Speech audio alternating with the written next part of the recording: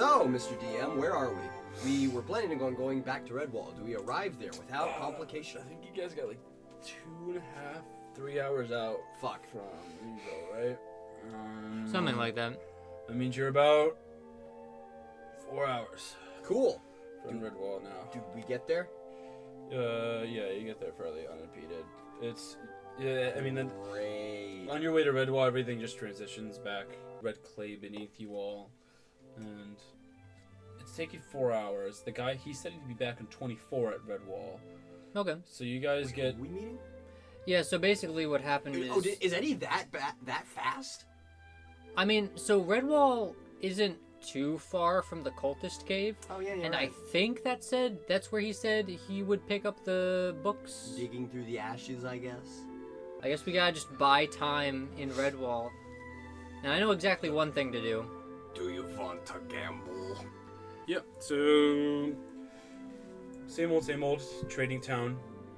People are bringing in on like carts and over their shoulders like deer or rabbit, squirrel, whatever it is. It's about early afternoon now, right? Yeah, early afternoon, like Great. 2:30 p.m.ish. So we're going right to the blacksmith, yeah, or the armor smith. Yep. He said that would take like a month, right? So, Right. yes, but we didn't pay him entirely, and We we didn't wanted pay him in full. we wanted to get that over with because we have a lot of money now and also a sword that he might be interested in. So we go to the blacksmith. Let me double check how much we do owe him. GP? I have 10 GP. All right, we owe him $225. I wrote the word bucks. I don't know what that means. That is our smallest unit of monetary measurement. Yeah. So we owe him 225 units. However, whatever you want to call the smallest. I think that would be bronze, because bronze equals Bronze, 1. yeah. Bronze, yeah. So 225 bronze. 225 bronze. Which is 2.25 gold. And how much gold do you have? It says on my sheet that I have 10. I don't know if that's outdated. No, that is correct, because you got paid by the you were escorting goods, and then you got I got kidnapped, my payment, and then you got payment. So I can just hand this guy to Oh, You can? Actually, it's 2 silver and 25 bronze. Okay. Anyway. You can, or you could just, we could do what Mel asked you to do in the last session, which is just like, hey, I have this drow sword, and he's a blacksmith. He's probably never seen this before. Right. We want to barter. march up to this armor smith and like hail him down. Mm-hmm. One more thing before we start this scene. Is our connection gone? Because I remember it was waning like halfway through the last session. Is it no mental left? All right. No mental. Right. No more. Back to hand signs. Gotta love it. So yeah, we flag down the armor smith. What could I help you fellas with today? We have some goods that you may like to look at. Well, let me see them. He pulls out.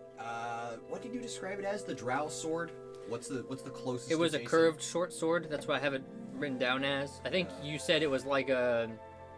Is it curved forward? Yeah. So it's like a kopesh. Okay. So Yeah, he, Kopesh. That was the word you used. he holds out. He unwraps it and hands it over. And is this something that would be worth money? Does this interest you? Mel looks at you like throws her hands up like. I have never sold anything before. I could tell you this before. Not before, sorry. I could tell you that I'd be willing to trade for that. What I'm currently working on, I've got the general materials imported, and I've been working on the leather as we speak.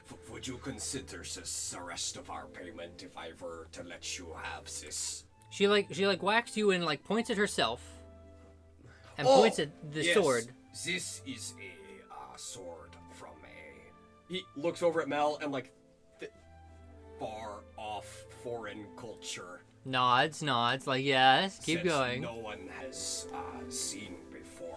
I can't almost guarantee you will not find another one of these. Jazz hands around it. I can definitely tell you that I have complete payment if you hand me over that sword. Yeah, he just drops it on the desk.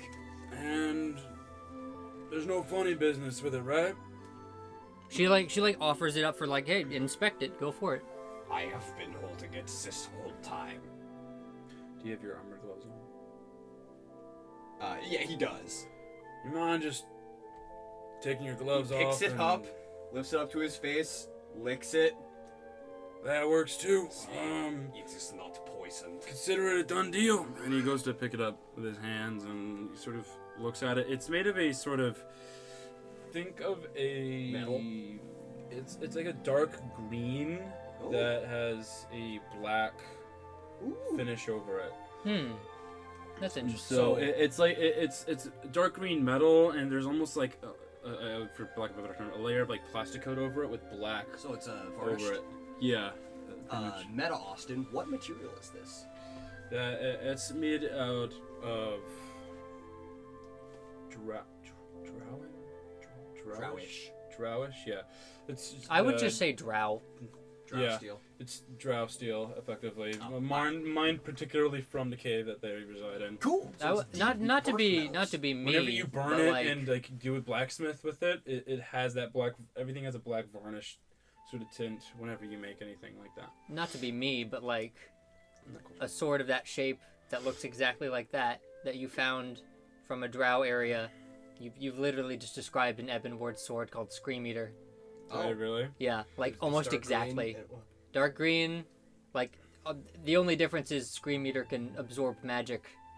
Well, the only one way to find it. Stay still, Mel. And this is the part where I say, haha, yeah, that indeed is my reference, dog. Yeah, nice catch. You're learning. I have no clue. Like, I just thought it'd be cool. So you said. I didn't want it to be like purple. Like the drow commonly are, so. Everything about them is purple. Have you kept the spider motif? I was gonna ask that. Is there any spider, besides the obvious spider relations with something else we discussed? Hey, you wanna be goofy? Let's make it a scorpion motif. With the Kopesh? I like that, actually. Because there's a crystal cave creature called a Krismal. That I talked to Austin about that lives down there, and it's like a crystal scorpion that can like hide as like gemstones and then jump out at you. Nice. Yeah, I like that. We can definitely do that for sure. You said you have been working on the armor piece. Yeah, I don't have any of the steel on it yet, but I've been cutting up the strips and I've been lining it, sewing it. My wife's been helping with the sewing. Oh, you have a wife. Yeah, she's out getting food from the marketplace right now. She'll probably be looking with the stove in a minute. That is very good. What is her job? Job? Housewife? I am unfamiliar with this profession. It's where a woman stays home and takes care of the home while a guy goes out, typically with a job, form of labor, and makes money and then comes home with it. She is unemployed. She does more work than I do. Taking care of kids is rough. And she sews and cleans the house and works with the finances and... Iollus takes a moment to reconsider how different cultures work. Gains 2 points of enlightenment. Well, that'd be everything. I think I might close up shop, work with the steel a little bit here, see if I can find anything. Well, not to go on the whole life story about it. Have a good night. I wish you luck and your wife as well for becoming a better worker. Goodbye. Thank you. He looks oddly quizzical and looks away and walks away. We step out into the town. Yeah. And once again, we look at each other like, what the fuck do we do for the next 22 hours? 20. We know 2 people in Just this 20. town, and both of them are racist. Yeah, it's just, I did, like, work around the map here, so I have ideas if you guys ever wanted to explore, but... Have you ever started carving? And yeah, I actually need to think about this. She shakes her head no. I am not very good at it, but I enjoy it. And I think you may be good as well. She sort of thinks, and then she pulls out the no longer enchanted lock from the hell box, and she like points at it. Mm-hmm. Points at like the hole. Yeah. And then points at like gestures at your wood carving tools, and then sort of like mimes picking the lock. Do you want some of the... Oh, I remember we were trying to achieve some of those tools, weren't we? She nods, and then she gestures at like, hey, why don't we just make block picking tools or like carve wooden ones? I think we could do that. First we need wood. He starts like looking around the streets. I mean, she gestures out into the woods. You see woods above the clay city walls. There's also, you remember at the entrance of the city, there's a little stand that has chopped wood in various sections and logs itself. Would it be closer to go to the stand? Yeah. All right. He's going to inspect their selection. It would be more convenient, certainly. Yeah. We're going to travel to that stand and inspect their wood. It's a combination of cherry wood, spruce, and oak. So, why is your lip quivering in a most Bazinga Big Bang Theory fashion? I inspect his wood. How good is it? Perhaps if you say we're to be rating it. Orcish brain aneurysm. Anyways, So it's what are they just selling chunks of wood? Is it like there's a cart with logs in it, and okay. it looks like they chopped down a few trees, brought it in, and then this guy with with like an axe or a maul, I should say, has been chopping up logs. Maul. Yeah, there's a wall leaning up against the stand, and Giant fucking there's fat logs. No. Evil man. Yeah. You can. There's a selection of like round, like short and long rounds of it.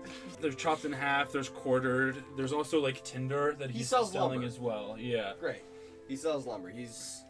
Iollus is going to peruse his stock. He's looking for some hardwood. The smaller size is available. What's the smallest hardwood? Yeah, see? Not so easy, is it? The smallest hardwood he sells. I should say there's branches that have fallen off when trying to cutting everything down. Not like too dry, but like, you know. It's a cherry wood. None of it's wet. It's okay. It's also like fresh. It looks like there's still some green underneath the bark. Okay, that'll work. Hello, my friend. You hear from me, wood? Yes, give me all of your wood. I had to. Raw and uncut. If you want to keep pushing this bit, we can. So that'll. Well, I don't even know where to pick up from there. Hello, my friend. I have a suggestion. Yeah. We purchase wood Yeah. and move on. You just push it wood. I get some sticks of cherry wood. How much is it? Chicks there would 20 bronze. I think I got a bundle. Bundle 15 bronze. Great. Yeah, no, so we have that. Where's the nearest like park center? Is there any just part of this city that's And we could just hang out public? outside Yeah. this town. There's the market strip. When you enter the town, there's just a market strip that you walk through. But once you get towards the center of town, it turns into like a few administrative buildings and then residential housing for the rest of the town. We will break into someone's house and kill them with ice magic. I killed them with our ice breath. Yeah, I think if I remember correctly, like if we were to stand in the center of town on the top of a roof, we could probably see everything from the town. So we go outside. Tallest buildings in the center. So we should probably just go outside. Yeah, we hang out. We find like a stump or something to sit down on. And Iollus takes out his artisan's tools, which he has. You have artisan's tools. Okay. Woodworking is one of his proficiencies. I have proficiencies in woodworking. Oh, okay, So I'm going cool. to start rolling dice. Go ahead. Roll some dice. Yeah, So- so last time we did this, you was Dex, which is 0, plus Proficiency, which is 2. Proficiency. Yeah. So I get +2, yeah. Unless your proficiency has gotten higher, but I don't think it has. I don't know why it would. The tools allow you access to do this kind of thing, and then... Yeah, so just roll +2, I guess. Roll +2, great. That is a 14 total. What are you trying to make? So he sits down and he takes out his carving knife, and he starts just like shaping down a stick, and then realizes halfway through he has no idea what lockpicking tools are. So he turns to Mel and, what shape are we trying to get? We've established that you have a pen and paper or some equivalent, so she'll just like jot down the general shape. You just draw it? Right? Yeah. Yeah. Alright. How do you know the general shape of a lock? She, lockpicking tool? It's like, the fact that she knows how to do it to me says like, it was a hobby when she was a kid. She has proficiency in lockpicking? Yeah. She knows what the tools look like. Like when she was younger, I can imagine her trying to like do petty theft. Trying to do theft, yeah. So he will actually, looking at the drawing. I mean, I could roll for that if you are casting doubt on my ability. Let me roll here. Wow. Yeah. I mean, to be fair, Mel is canonically miserable at drawing, but I thought that would maybe just be people. It's not the same lock that you're familiar with in your own hometown. Thousands of miles away. It's a bit of a different It's a make. different system. So you don't exactly know what's going on inside of it. Can she take it apart? I mean, I do have a proficiency with lockpicking, so like I am good at it. Yeah, you think that you could probably take it apart and then diagnose what the system looks like. Can she do that? Roll. Okay. I guess plus proficiency also for me. Yeah, plus proficiency. Or your Would that also be? Lockpicking, yeah. And dex, yeah. Yeah, close enough. Or it could be like sleight of hand plus proficiency, maybe.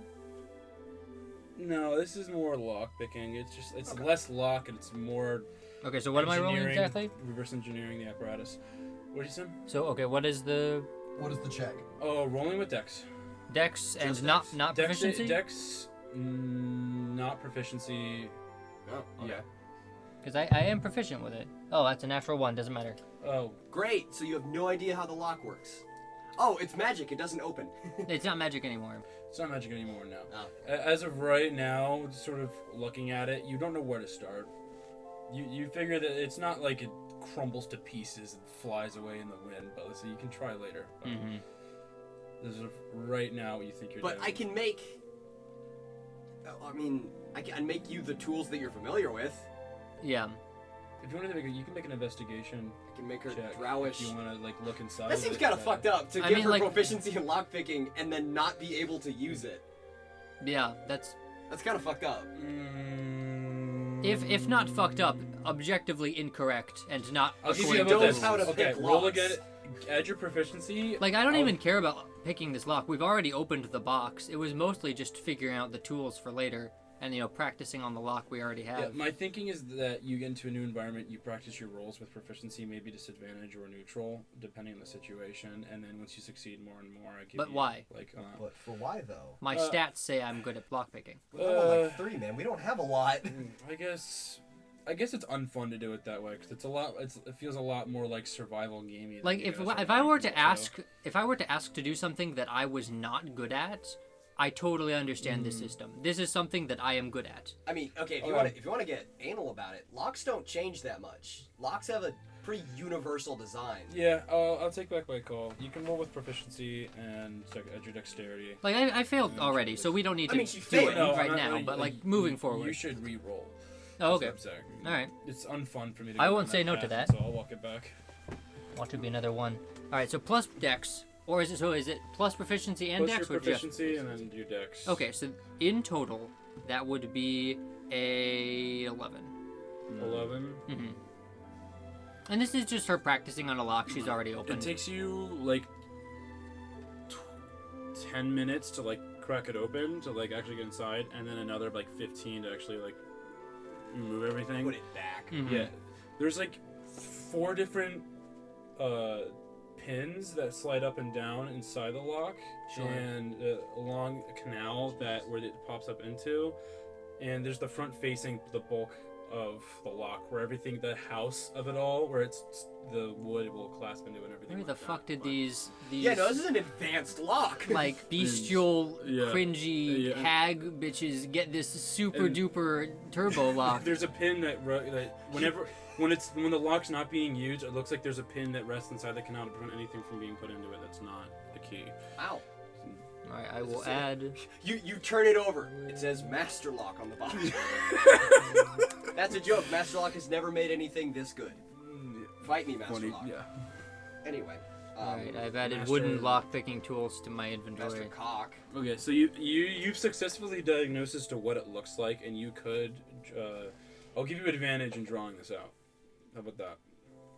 Wait, for what? You're trying to draw you want to draw the key so that you can shape it, right? You diagnose the lock so that you can get the shape of the key that you would draw on a piece of paper to tell Iollus to shape the wood into. Or tools. Right? Well, I mean, not real. I mean, you can use the same lock-picking tools for any lock, or for most locks. They're just for pushing pins. They're mostly just like little sticks with like slight ups and downs. Okay. It's not exactly the most precise. Well, I mean, most of it is in the finesse of actually working it. Yeah. The tools themselves aren't exactly super. Like, as long as they're durable. That's why you can use a dentist pick. Yeah. Like, have you ever watched someone lockpick? No, I've not. No. So Okay. Yeah. So what you do is you take two little things and then you like turn it. You're trying to manually press the pins into the right positions while turning. Oh, okay. Now I'm starting to see what you're talking You about. reach in with a tiny little wire, like a hard piece of steel. Yeah. Or like two metal toothpicks. toothpicks. The caliper up, yeah. you'll rotate it, clicks into place, And then you get you'll work your a way caliber through to it, turn, yeah. and then a pick to manipulate the pins. Okay, that's just good. So then are you just... I'm confused as to why Iollus has shaping wood now at this point. We're trying to make a wooden version. A wooden version of the lock. Pick. Lock pick. I have not the tools to pick locks, and so I asked him to create them out of wood. That's why I was looking for hardwood. Oh, so you describe what these tools would look like. He's opening this to see what do I need to open locks. Okay. And so he's practicing. You know exactly what lockpicks and tools that you'll need to do this, but I'll let you roll. It's part of your... How good is your drawing? Part of your trademark is being bad at drawing, so It's let's true. go. How good's your drawing? Let's roll. Is there a skill I can performance. use? Yeah, I think that would sleight be... of hand. Oh, sleight of hand? Okay. Sleight of hand? Oh, now Dexterity... she might be breaking the boundaries here. Oh, wow, that's pretty good. Slutty 20. Oh, okay. Oh, snap. So she's good at drawing Mel things she's good at. successfully draws a line. Yeah. And after all this time of like looking at the machine, she takes it apart and he's looking at his wood and like thinking through all these techniques. And then he crouches over the paper and he watches her set pencil to it. Yeah, you have an 8.5 by 11.5 engineering paper from computer-aided design sort of diagram, and you have your plus and minus then with your like Just less, the greater than and less than values with arrows across Y each side of it. equals 50. Yeah, literally. It's Straight vertice. It's on grid paper as well. Anyway. So, just a beautiful rendition. But all of this to say, God, we can cut out half of this. Is Michelangelo the one who made like the inventions in like the 16th, 15th century? Da Vinci. Vinci, rip. What was that? What was that bonus trivia referencing? That just came out of nowhere. The designs of the... Oh, okay. Doing weird inventions. All of that to say, this entire thing was just set up for me trying to say... So looking at that design, and then he's going to hand the wood and knife to Mel. Mm-hmm. And say, alright, so this is how you turn wood into a shape. I realize that this is going to be hard for you because you cannot feel the force of the blade. So I am going to try to help you do this as best as I can. And he's just basically going to try to guide her through carving. Oh, basically have her carve it? He's going to teach her how to carve these tools. Because in his mind, he's never going to need to carve this. So you might as well teach her how to do this. So should I roll for wood that? carving? Can she get advantage because I'm actively helping her? Yeah, both Flat advantage? both of you guys roll d20s. Ooh, okay. So I'll roll with my proficiency. Yeah, that makes sense. That is a 12 for me. I rolled a 1. Yeah. She is not paying attention. It is very clear that there's something else on her mind right now. Yeah. So with a 12, how far do we get? Mel takes 1 point of damage as the cutting knife slides down into her other thumb, and she shaves she gets a decent chunk off of her right thumb. Yeah, she does not even notice, and then You see this, Mel. He takes both, sets them down, like searches himself for a cloth. Okay. Do you want to be doing this? She just sort of shrugs, like, Is there something you would rather be doing right now? you can tell, like, it's not that she is impatient or wants to do something else. She's just processing information. He's like staring, trying to figure out how to have this conversation, and he picks it up and he takes over, starting to, carve a line, basically, with a handle. You can roll insight if you care to. Yeah, he's gonna roll conversationing. So plus charisma. It gets a little colder. This looks like the sun is instead of like an afternoon light, it's starting to transition into more of an evening. It's about 3:45ish right now, pushing forward. Is it fall? Yeah, you actually said that last session. Right. I'm gonna roll. Guess what that number is? That is 1, right? Yeah, that's a 1. Okay. So insight. He has still unable to read her at all. He's and not to good be at fair, reading anyone. she's not especially Emoting? expressive either. Yeah. He's just going to continue carving away. Eventually. Are you thinking about something? I mean, she shakes her head no. What are you doing right now? She just shrugs and like there aren't really clocks in this world, so she just she points at the sun and then taps her foot. He's continuing to carve and kind of frowns down at the spot of Mel blood on the wood. Oh, she would have cleaned that the fuck off. I mean, it's soaked into the wood, right? Then we would have had to scrap it. Again, her blood is poisonous. Yeah, he carves that off. Fizzles on the ground a little bit, burning almost, burning an inch into the dirt. Kicking dirt over it. I was hoping that this would interest you.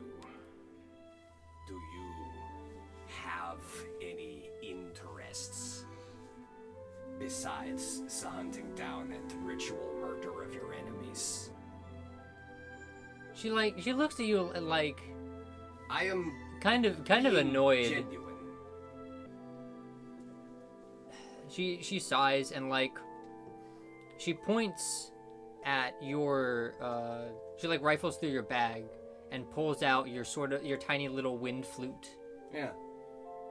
And she gestures at it with a very neutral expression. Oh, you are interested in the music. And then she flicks her ears. It would be hard to play music with such a condition. I am nowhere.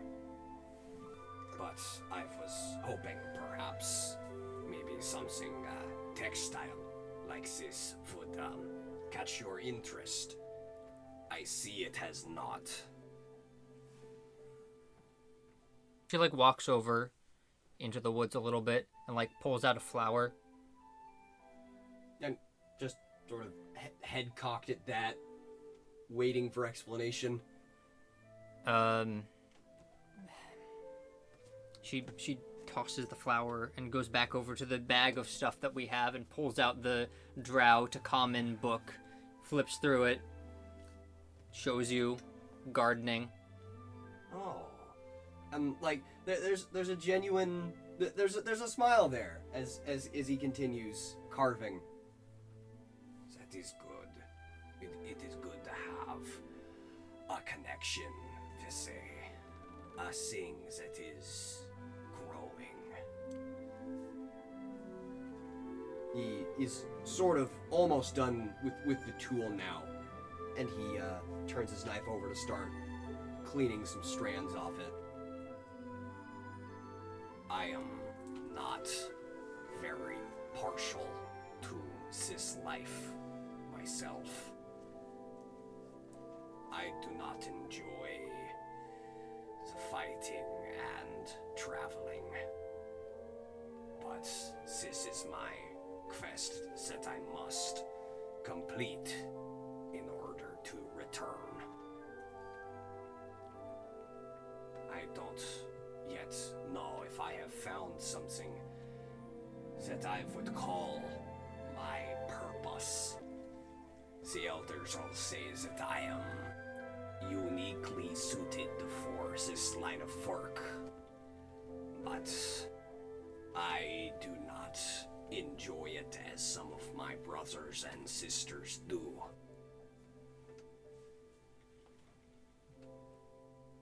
I wonder what else I could do. She gestures at that and then like shrugs like, well, what else can I do? She points at you like she points at like herself and the gestures back at the flower and the thing, and then gestures at you and at the wood carving. Well, as you have said before, these are not the things that I set out to do. They don't catch my interest. I haven't yet found something that has. But I am trying to find something.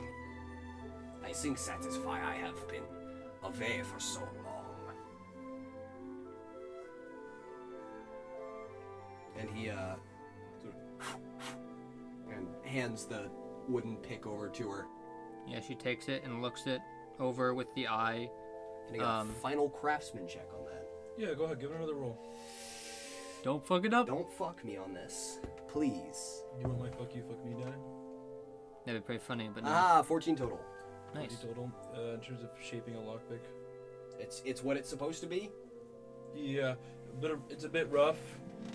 It's perhaps wood. Not as slender and Do you want to say maybe like it breaks on like a 1 or something? yeah, It fragile. could just be single use. Mark it down as fragile. Okay. Got it. Well, off of a On 14. a failure. Yeah, and on a 1 it breaks. It was like a 12. I would have made it 4 under. I mention this because I realize that you have nothing else to do, and I have been slack in considering what I am to do after this is done. So, I would like to find something, and I would like to help you find something. She just sort of like raises an eyebrow at that. No one should be left behind. She looks away. She doesn't, not in like, oh, I look away, but in like, okay, sure. She doesn't seem convinced that like that's even possible. Perhaps that is my purpose.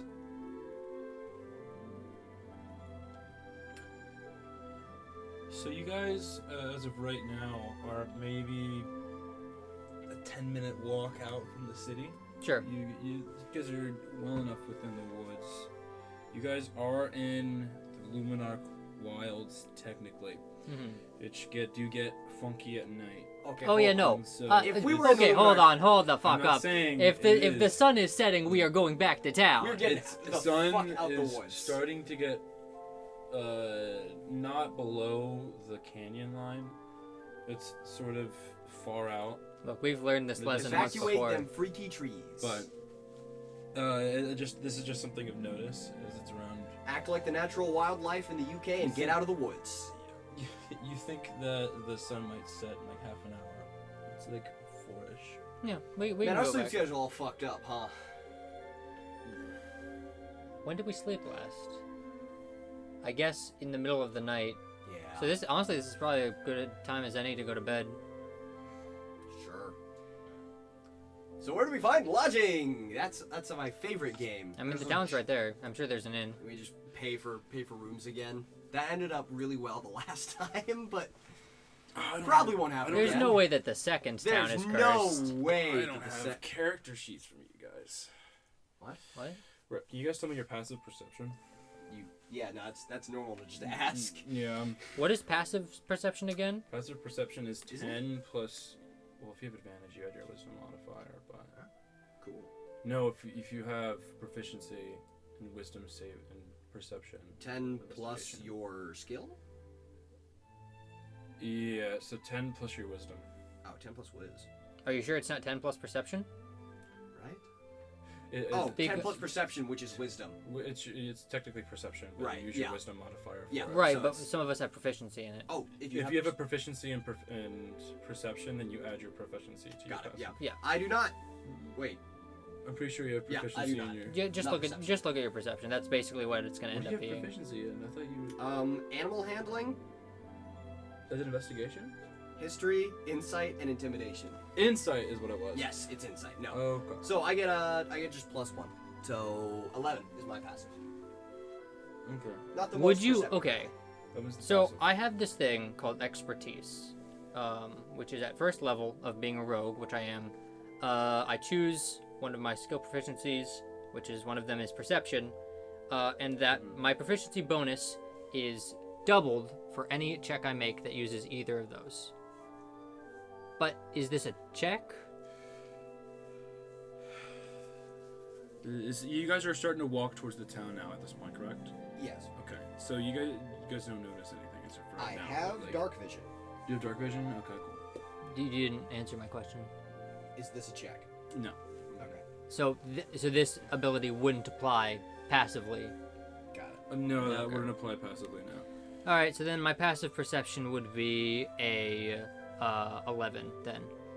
Okay, if it's an 11, what is your passive 11. again? Okay. Okay. So was this contested? No. No, basically it's just he rolls a dice. If it goes under, then we don't see it. Okay. So we walk back to town. At least you would. I love as a. You guys don't see it, but you hear it as a giant No, she doesn't. thud. You don't hear it. You don't at all, actually. Iollus hears.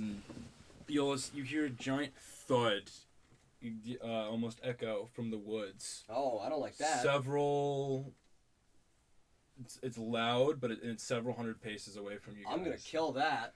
It's into the woods. It's in the woods. Running. We should probably just run. Yeah, running right? fast. Away into the town. Yeah, out of the woods.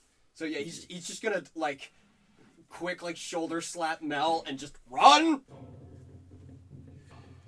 Okay, so you guys have been running for a little bit at this point. You guys make it towards the edge of the city. As you guys start to make it, the guards start to run towards you. It's like, do you guys see the Yes! black mass Run! fall from the sky, right? We are Right, running and you away guys from that. Turn around and you guys start to. Wait, hold on. What? He's going to take a second to look back over his shoulder. They basically told you that there was this black streak in the sky that descended looking in. at it. Well, there's no longer a black streak in the sky, but It fell. Past tense. It fell. It's gone now. Past tense. So he's going to look over at Mel and he's going to stick his tongue out and point at it, and then back at the woods.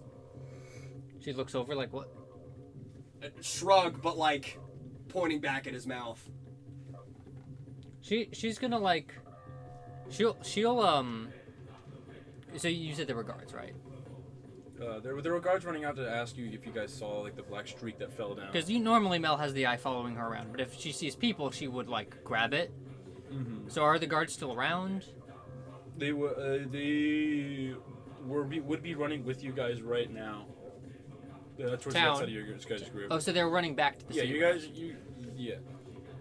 The guards knew that you guys were out there, so okay. they were running ahead of time. That's nice of them. When they saw that, and so. All right, so I guess we'll just continue to run with Mel now holding her eye. In the eye, all right. Will you restrict my movement to equip shield and mace? No, you just have that equipped automatically. Yeah, you could just like to bear. It's one of those things where you can just you're, Got it. Yeah, it's just always combat ready. He is full sprinting with shield and mace ready. Okay. Can we get I'm combat ready from Iollus in the penny cadence? The wicket. Penny. I am combat ready. Soundbite. So we are we continue running, but he's gonna stop it like at the wall. Okay. You guys are there at this point. The guards. There's on the wooden platform just inside the wall. Guards looking out. It's sort of a lookout station. They're both holding on to ropes. They're both at the top and bottom of the gate, and they're ready to close it when you guys pass through. Yeah, that's fair enough. Can I take an active perception into the woods? Active perception into the woods. I want to percept towards the direction that the noise came from. Okay. So, if it can be a long shot, but I want to see if I catch anything. Roll perception.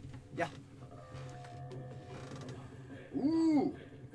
It might be a good number. 17 plus... 1, I think. 1, yes. So 18 total. So you immediately see the cloud of dust that sort of rises above the trees, almost. What and the fuck? The sun is actually poking through the forest line. Sure. Here at this point, and so you see out in the distance there's this shiny, almost like a bronze light, some metal reflecting, but it's not exactly just normal silver metal. Are we getting the like Kong Skull Island shot where he's contrasted against the sun? Yeah, and then there's this large figure. It just looks black to you. So from the reference of the trees, not in reference to the trees, it's smaller than the trees, but about half as small. Yeah. So big. It's not. It could be anywhere between 10 to 20 feet. Big. These aren't right? huge. These aren't huge trees, but big. Yeah. Larger than normal person. Metal. You Big. said. Yeah. Metal's and reflecting there's off some of it. sort of smaller creature just to the left of it, but it just looks like it's shining a little bit. Yeah. You think what I'm thinking? Maybe. I think it is. You know what I'm gonna do? Preemptive intimidation. You, I mean, you can are. it see you yet? From what you can see, you are like a 15-minute walk away from that. Yeah, I can't see you yet. But when it he is going to turn and hold ground, Okay.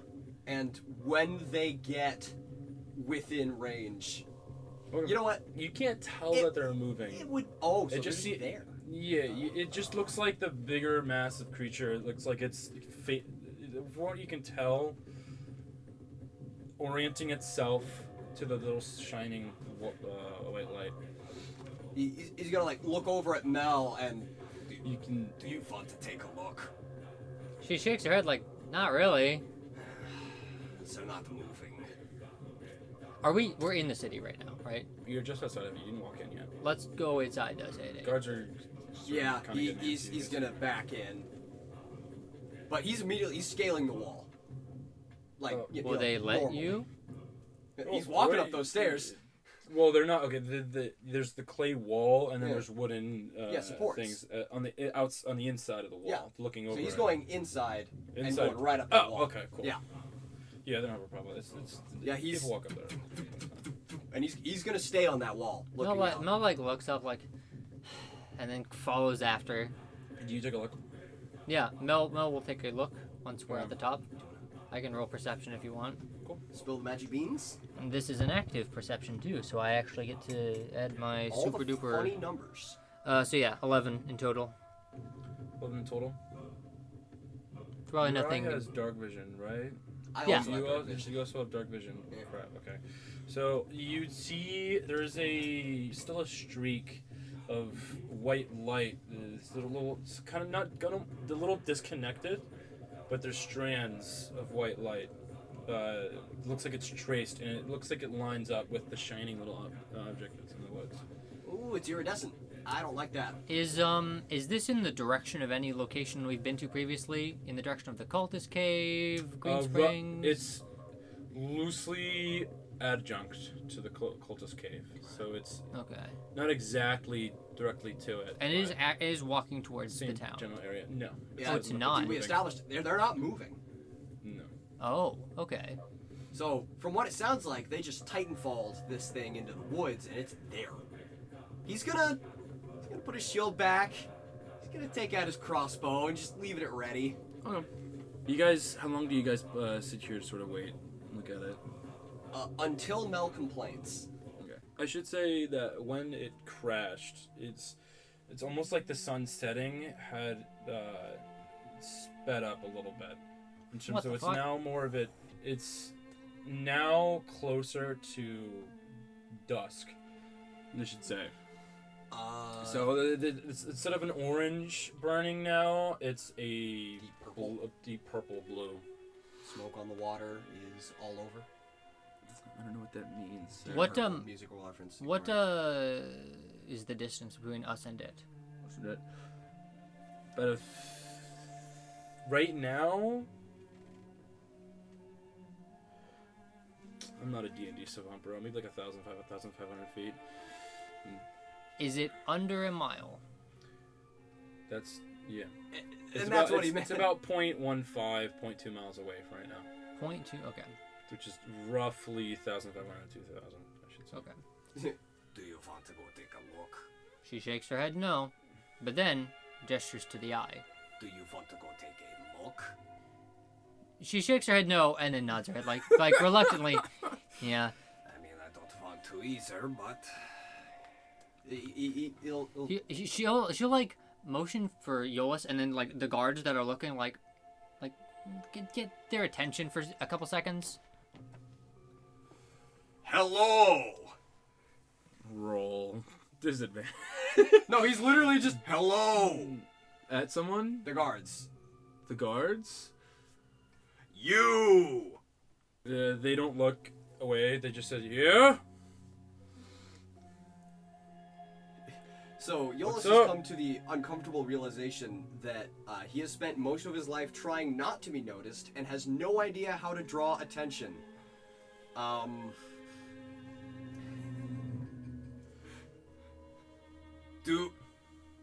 Mel will like take Iolus's club and throw it down into like some like whatever's like, you know, maybe a stall or something below us, so it makes a sound.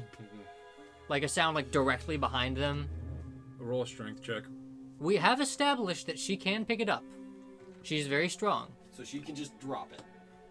But like I guess I can roll too if you want. How good is it? You trying to throw? Are you trying to drop it or throw it? I mean, throw it. Distance doesn't matter as long as it lands on something loud. That's the goal. What's the roll? The roll is a 6.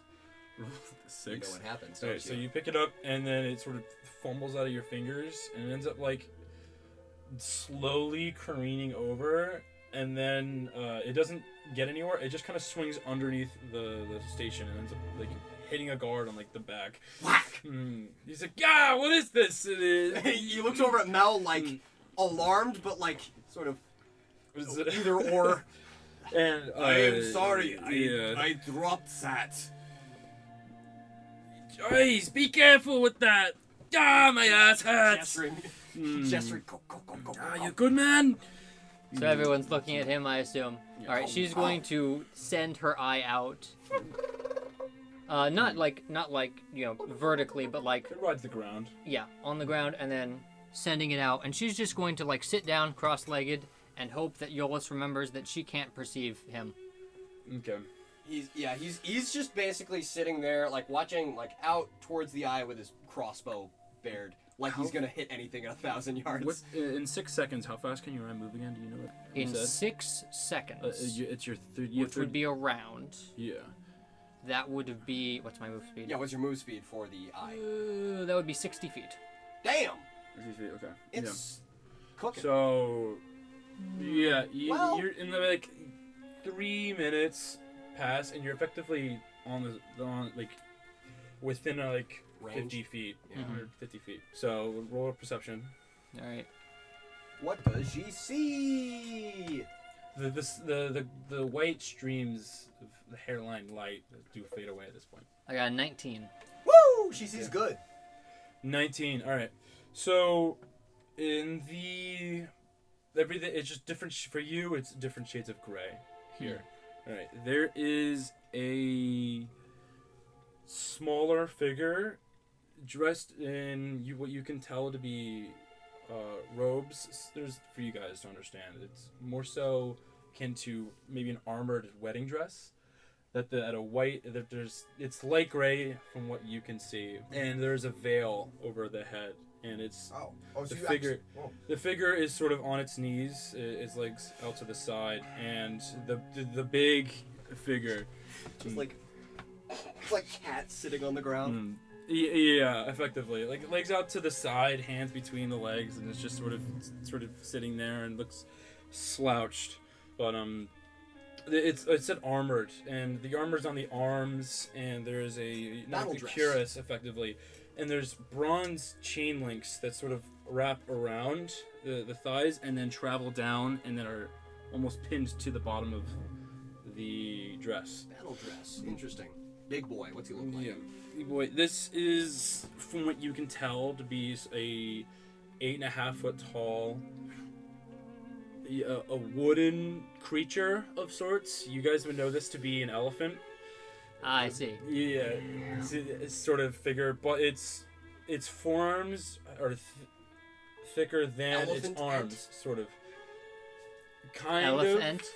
of. Which you would think it could be, but An elephant person, to be clear, right? Like not a literal elephant. Yeah, it's not a literal elephant. It's an elephant person. It's got baggy-ish pants. It looks like it's maybe made of some stalk of a plant or something like that. I'm familiar with tree And there's a vest maybe made of the same thing that the pants are, but there is a sort of leafy palm leaf, like a bucket hat, that's sitting on top of this giant creature, and it's. What are the elephant people called in D&D again? Do they have a specific race name? They're I feel called, like they do. They're called Loxodon. Loxodon, thank you. Loxodon? Yeah. LOX. Lox. That's not actual what it's called in this universe, but Okay. it's what the But that's the D&D 5e. race. Yeah. Yeah. Mel will like snap her fingers, and then point at her tongue, and then hold up 2 fingers. He's going to sigh and like nod, and he's gonna just like tuck it in an armpit, charge his crossbow and like a bolt in. The giant, the big figure have a hand on the back of what the creature that's sort of sitting on the floor, and it seems to be a lot more of a tender, sort of comforting situation. They were roommates. I don't know anything about the logistics of that. I've already done it. Roll an insight check for me. Okay. Yeah, he is too big. I'm going to. Are they facing us? You could rotate. You're facing you guys? No. Yeah, I'm gonna There's see a if I direction can. of town. I think I'm gonna see if I can like rotate around them so that I'm facing them. Because again, can read lips. Inspect his wood. You said insight, yeah. Mm-hmm. Insight. That is a Goods is 17. Okay, you can't see the eyes. It's a bucket hat that effectively. It almost rests past. It has got a long elephant nose. yeah. There is a giant, sort of, almost sharpened wooden sword on the back of like the wooden elephant, you would assume, and it does have a vest on. So both of them are clothed. Yeah, both of them He's are not clothed. armored, is he? He's wearing clothes, which No, makes but very sense. very coarse bark skin. You can see. I love how like we were hanging out and you were like, man, I don't know what to do with like NPCs, and I was like, what's your favorite zone in the game? You should just pick a character from that, and then you did. Yeah, literally. And then you did. And then he did. We love that. So You can thank the Great Hollows from Dark Souls 1 for this one, by the way. You say you're looking straight at him, right? If I can, do you want me to roll Okay, stealth to like? Roll stealth to see if you can. All right, so 10 plus 6, 16. Damn. 16 stealth. 16 stealth. All right, so it doesn't look like you're seen. So you look at the front. It does look like the lady is sort of. You said you had 17 insight, right? Probably. I thought you said you rolled insight, and I think it was a 17. That yeah, probably. Okay. It does look like the masked figure, like lady, you might assume, just due to the nature of the armor, is crying of sorts. The body language suggests as much, and the bigger figure is sort of in the back, consoling her. What is she crying over? Over? Or is she just crying? She just hands in the lap, just kind of. Can I raise the eye for a couple feet and like look down and see if she's crying over anything or if it's just her on the ground? So you do that, and there is a like adjacent to like a tree too. So in her hands is a levitating, looks like tiny marble scroll, and it's currently rolled open, and there's lettering from a language you can't see or understand. That's most of them. Yeah. So I can use this for later. Am I close enough to that scroll where Mel could project it out later from the crystal? I mean, she's seeing it, right?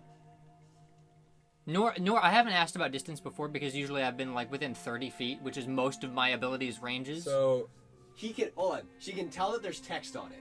You can tell that there's text on it. Really, what is it's light, right? So is it like shadowed at all? Can I absorb this? The lettering's actually glowing. Oh yeah, perfect. There's a aura hue around it. Cool. I'm gonna pull out. Actually, I think that's more than enough information. Mm-hmm. Let's go kick their ass. Sounds good. So she eventually comes back. Yeah, you right? pull your eye back. It's back in maybe 4 minutes. So Mel is going to 6. repel the eye. I don't know, like maybe 100 feet, still facing them, and then once that's happened, spin around, facing towards the town, and making sure to return to her when no one else is looking. Should I roll stealth again for that? Yeah, roll stealth again. It's not excellent. That's an 8. Total? Yeah. Iollus is going to... How do you bring the eye back? I was just going to do it the same way I left it, which is parallel to the ground and then vertically up the side of the wall. Can I assist? It takes a little bit longer. You manage to bring it to the edge of the wall, and you notice that the guards are in the front gate. You can slink it over about a few dozen feet to the right of the wall. You can slink it over, and then running alongside the inside of the wall, you can bring it to your party. Awesome. She does that. Mm-hmm. Mel is going to tap Iollus and gesture him to... You can't see them anymore, by the way, Iollus. It's too dark, right? Yeah. Gesture him to leave this area. Pointing away, and yeah, he's going to just pick her up by the shoulders and start walking. She can walk on her own. The eye is back. Oh, the eye is back. I thought that you were going to the eye. Yeah, anyway.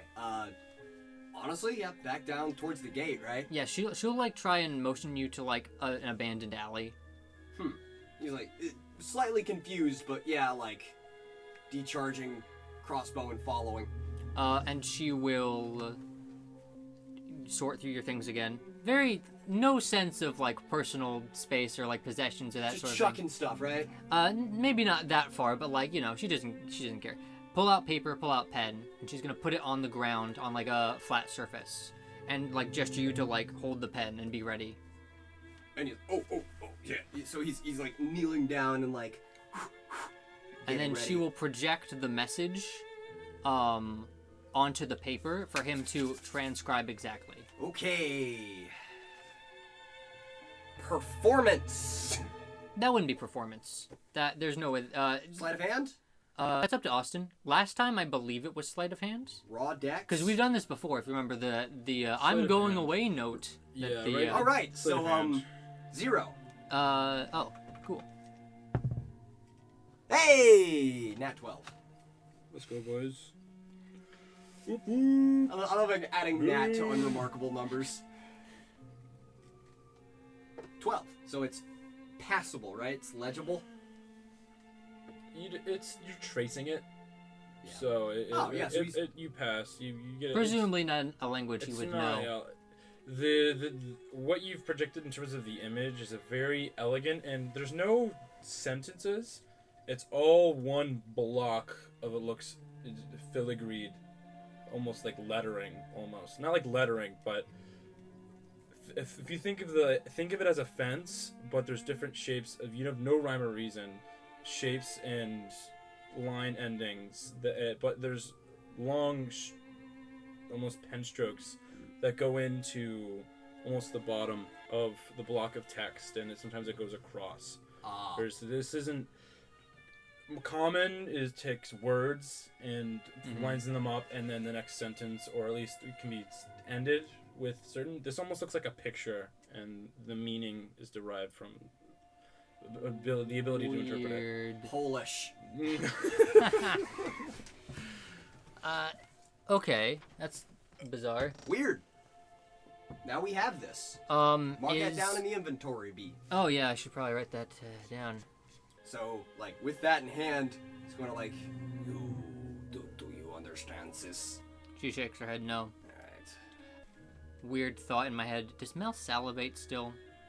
Where does spit come from? That doesn't like come from. Nope, mouth glands. There's mouth glands that secrete. That probably still works. It's an automatic function. Yeah, she'll like lick her tongue, or she'll put a finger. skill. Part of the things that prestidigitation does is it prevents you from drooling whenever you sleep. Let's go. That's big.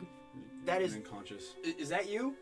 Because if Gary Gygax put that in his book, I'm gonna be real fucking weirded. No, it's just No, it's just Okay, I was about to say. Anal sense of understanding the misdisability. Yeah, like here. she'll lick a finger and then like motion it down the side of her face. You are sad, or they are? Points out into where they were. Huh. I was going to ask if they were hostile, but that seems very counterintuitive. She shrugs. She also motions like she points to. Actually, this might not make sense. Do it anyway. Well, okay. How does marriage work in Drow culture. Drow culture? Drow culture, it's a governmental civil thing, so you guys will basically... Do they have rings? Rings? No, the bracelets. Damn, bracelets. So she makes that motion and he has no idea what she's saying. Yeah, there's like a cultural like bracelet thing where you'll actually get like hair strands and like sort of skin, and then you'll have someone like make the metal with those things in it. Oh, neat. Yeah, she'll try to explain that and realize that our cultures are just so different. She has a tattoo. Mel shakes her head. And then realizes that like she's vaguely heard you mention that like people don't even really get married in your culture. It's more of like we are buddies now and we'll raise these children now. So like she just like never mind. Yeah, typically you find in your culture you'll find people you're interested in to buddy up with, but if you reach an age of maturity or come back, your culture will just sign you a wife. And that's why he was confused about the guy telling him about his wife. Yeah. You just have someone that does nothing but children. I do kind of find it kind of funny that we've recreated these races, and the race that Seth is playing doesn't have marriage, and the race that I'm playing doesn't have sex often. Kind of convenient for us as players. Yeah. Perfect. But he's just gonna like motion to like shield, mace, and like shrug. They weren't too armed, right? Like the lady had like a sword, and that was it. Oh, did she have a sword? Did you mention that? You didn't see any weapon from her? I heard you say a sword somewhere. Was that okay? There is a sort of almost.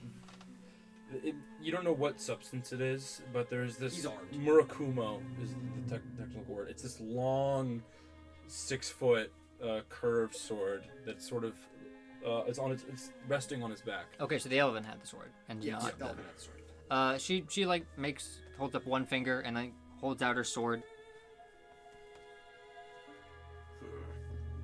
Well, shoot, I think this is first our time. She thinks There are some slight gears turning, and after about like 20 seconds of turning it over in her head, she nods. Well, let's set out then. And then she holds up a finger, and then points at the sky, and like the sun, and how it's gone down. Did you see anything in the woods? Anything besides those two living? 17 insight. You said you got what? It's like a 20? For what? Oh, insight 17. For your perception on the couple. The initial perception, I believe that was a 16. 16. You weren't looking for anything at that specific moment with that roll, and so I can't... Oh, no, that was the stealth roll. 16 was the stealth roll. I can't iterate anything else other than what you were focusing on. You didn't mention it at the time, so it would make sense that she didn't see anything. If you want, you could look again. She just, like, motions to the... I assume you picked up your club in the time that we were going. He has reclaimed it. She, like, taps the tooth on it and, like, gestures out into the woods. Makes the Excalibur face. They might not know. We didn't. She points to herself, like, points to her head, like, I know. He starts walking towards the gate. She sighs and follows. Like, she does agree that it's worth investigating, but she felt like it worth mentioning. It's gonna suck to go out there Yeah. again. Yeah, no, he is fully armored up and geared, and they are walking towards that gate. You guys weren't far from the gate, so you're already there. Yeah, we are going to go out. All right. Well, he sort of cracks his back. The other one stretches his... At the other side of the gate, stretches his finger out, and they sort of pull the gate open. There's a stone grate as it pulls out. He has opted for his club. Okay. I'm gonna say they move to the edge of the woods and take a preliminary perception. All right, roll. Ooh, I got 10. 7. Makes sense. It's dark. 10 or 7, yeah, it's dark. You can't. I mean, we have dark vision, so that doesn't matter. But it's the woods. I believe the woods are magically They're dark. magically dark, so it is dark. Oh, I love it when he opens up the monster manual. Yeah, it's a good time, isn't it, fellas? Mm-hmm. So you guys are walking there right now. It's sky is now a deep blue, and the stars are shining. Yeah, all the more reason to start now. Mm-hmm. Yeah, you guys are making your way out, and you get to the edge of the forest line, and it doesn't seem like there's actually any movement much at all. There's like you look up and you see a slight reflection of two eyes, and from the spooky rotation of its head, you surmise it's an owl, almost. But So I'm wondering, player to player, do you think it would be a better idea to try and intimidate first, or try not to be heard? Because I think they have better perception in the woods. So I think if anything's in these woods, they're gonna find us easy. My thought was try to intimidate first. Maybe that'll help. So Mel's go-to is always sneak. Right. But Iollus doesn't really have the capacity to do that. Well, and also my thought is we can't see into these woods, and they can. They can't. The creatures. Oh, yeah. Oh, okay. You're talking about the creatures. I thought you were talking about the other two people. No, just trying to get through here as clean as possible. Do you think it'd be a better idea to intimidate as a first response, or try to stealth? I Based on what think we've seen so far. I think stealth until we see one. Got it. My stealth is, I think, 0, because that's Dex, right? It is a skill. So unless you definitely don't have it. Put points into proficiency. Actually, I think you might have a disadvantage on stealth. Let's see. I believe I do. Let's look at your. I'm opening it. Okay. It will say not on your stealth skills, but it'll say disadvantage. Okay. Great. So time to roll that bean. Oh no, I rolled high the first time. Ooh. 7. 22. Damn. So hear me out. You trail behind me. This is the stealth, right? Mm-hmm. So that's for not being seen. In reference to addressing these people and meeting them, I think it would be smart if you went first, Mel hid behind, because then the mindset would be they don't even know if there's another person. Yeah, if they want to take advantage of you and attack you, then they would think you're at a disadvantage. But if they don't want to do that, then like we kind of know that off the bat. And also, you can sneak attack from first to contact, which is always the best way to start a combat. I forget I can do that. I am a rogue now. You can. The fact that you can start a combat by sneak attacking is so fucking choice. Yeah, truly. So, with a 7 and a 22 for stealth, do we make it to our destination unaccosted? Do we even find them? Yeah. Mel, The you woods basically know where to find them, right? The woods They might have do moved. Glow, so there's some lime green luminescence. Sound. Can I hear the people this far in? Is there any... You can't hear much anything aside from Can I smaller remember what creatures. direction the thud came from? Yeah. Great. I'm going towards my last known point of There's reference. direction. Okay. And like Mel would be able to point out, like, hey, I passed this tree. Right, you flew over the trees, so you have a pretty solid... He Right? was on the ground. Oh, right, you were through the trees. Stealth. Okay. So, do we make it to our destination unaccosted? Yeah, you do, except you sort of... Definitely Dark not, vision doesn't work in magical darkness. definitely not safe, but unaccosted? But you do hear, once you're unaccosted, and you're looking out at the woods, and you can... It's just shadows at this point. Yeah. And there is a voice that comes out of the darkness ahead of you guys. Hello? Who God. goes there? Oh god, Puddle's Harbinger. Oh. I have an awfully keen nose. Mel notices you've stopped. He points to his ear and then ahead. Hello! I am Iollus. Okay, my name is Jophiel. Pleasure to greet you. Hello, Jophiel. It is also a pleasure. I still cannot see Maybe- you. I am going to come closer. Can you not see here in the woods? Can you? Indeed. That is very great for you. Well, it appears that I must make my way to you all, then. He motions to Mel. You stay back. I'm going forward.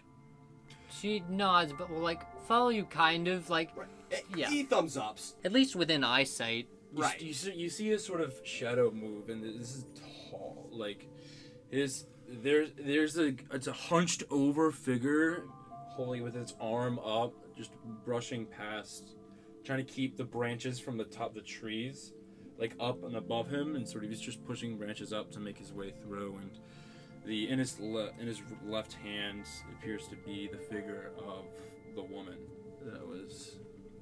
Yeah. No, he's just standing there, club over shoulder. He takes a solid position with like back to tree. I'm afraid we have come here under duress and would like a place to stay.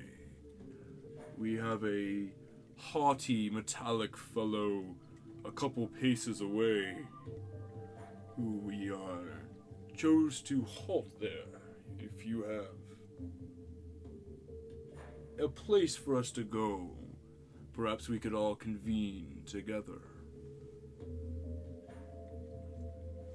Do you have numbers? Hello! How's it going?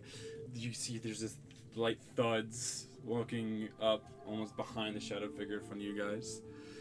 This would be our haughty metallic fellow, And around a tree, there is a long neck and a metallic face with horns and with low burning eyes.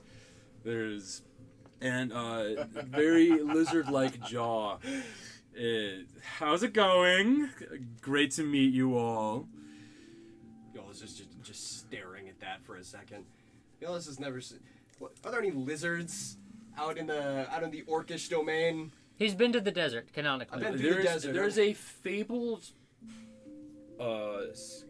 almost metallic lizard that lives not in isolation. No one's particularly gotten too close, but there's always odd carvings and weird, funny faces, you would guess, and left around the sandy landscape, and everyone's taken it as warning signs. But you understand those figurines now to be shapes of laughing and hearty chuckleness. But this seems to be roughly related to that kind of. How big is this fable. guy? The neck is sort of resting and maybe at about 12 feet, but you see a shadow of it from it maybe extends to about 15, 20 feet up. And is this humanoid or? No. Okay, I see. So he gave us a copper dragon, or a bronze dragon, probably. Oh. No, so first of all, I know my appearance can be quite. I believe the term used is horrifying. However, I just prefer to be magnanimous. Is his mouth moving as he's saying this, or is this like? Dragon Yes, it's actually very gesticulative, and so like with every other sentence, there's that is horrifying. Is he using like 4 legs to talk? No, it's just it's coming out of his mouth. Gesticulative. No, I should say no. Expressive, yeah. Yes. The neck is okay. It's talking so from the he's head. It's very like using bobbing. his head to very bobbing head and sort of like looking Like up at the like a sky. Sesame and Street then, puppet. Yeah. Oh, so yeah, Sort very, of. very puppeted. Yeah. But He's going to like look back over to giant wooden elephant.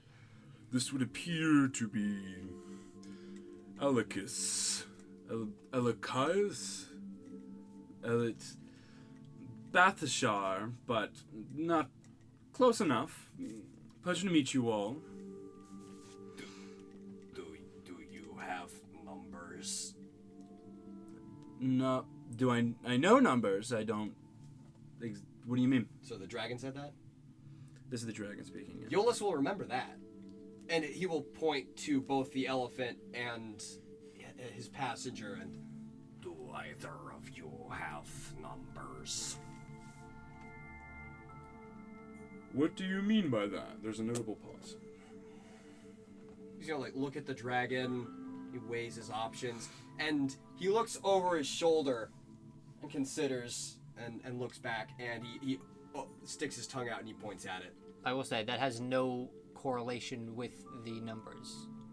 Right. Oh yeah, I forgot. That's just us, isn't it? I will say he doesn't do that. It is That's Lovelock's awfully curse. cold in the woods. Thankfully, this is my territory, so there's not a lot of nuisance that should be going on here during the night.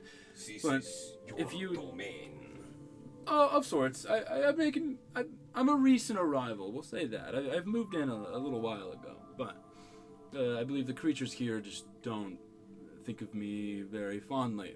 But not that I mind. I find myself more interested in intelligent folk, but it's a little lonely out in the woods, and so I'm just. It's a pleasure to finally speak to the bona fide residents.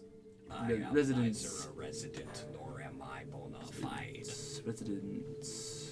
Cool. I am Iollus. Pleasure to meet you, Iollus. So I imagine Balthashar. the maybe the dragon is probably the only one who could like spot this, but like Mel's eye is just sort of like 70 feet up at the tree line, looking down at them. So in the canopy. Big purple eye just looking down. So Yeah. if they have magic piercing vision, maybe. It Well, I doesn't mean, seem you're like not anyone's- always looking it doesn't- 70 feet up all It the doesn't time, seem but- like anyone's addressing that if it was the case. If they've seen it, they're not making a point of it. So I have met Iollus, and it's a pleasure to meet you, Iollus. Truly, we'll have to pick your brain later. But I haven't met our small, reflective, and crystalline friend here. That is an illusion. It's not. Yes, it is. How far away from you? Because you're about 10 feet out. The dragon, Yeah. the head's sort of speaking over the trees. How far away from you are you from Iollus? But I don't know. How far did he walk 25-ish. once he started talking to the elephant? How far did you I'm gonna say about walk? 25-ish feet. 25 feet, So feet she's away about from you. 25-ish Yeah. feet from Okay. Just like in a bush. I'm really good at perception. I am a magical creature after all, but I don't really know how to respond to that. You're not exactly being extremely forthright, are you, dear sir? The last 18 people I have met have all tried to kill me and gut me. Well, it sounds like you're in for good luck. They have also said Seth before. Well, you're in for actual good luck.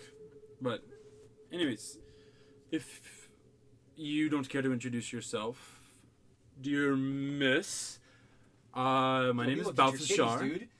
He looked at your titties, dude. Are you just gonna stand for that? So Mel can't read the dragon lips, so Yeah, that's dragon speak. She's not hearing that. She's gonna need to wait for Iollus to. He turns around and like waves and like gestures over. The eye will descend, and Mel will slink out, looking at Big Dragon. So and he like hi, he hello. points at that and then back it at Mel and like shrug out. Mel is looking at Iollus like, So he then points at Dragon and like thumbs up, thumbs down. Shrug. You points at head, points at Dragon. What are you saying?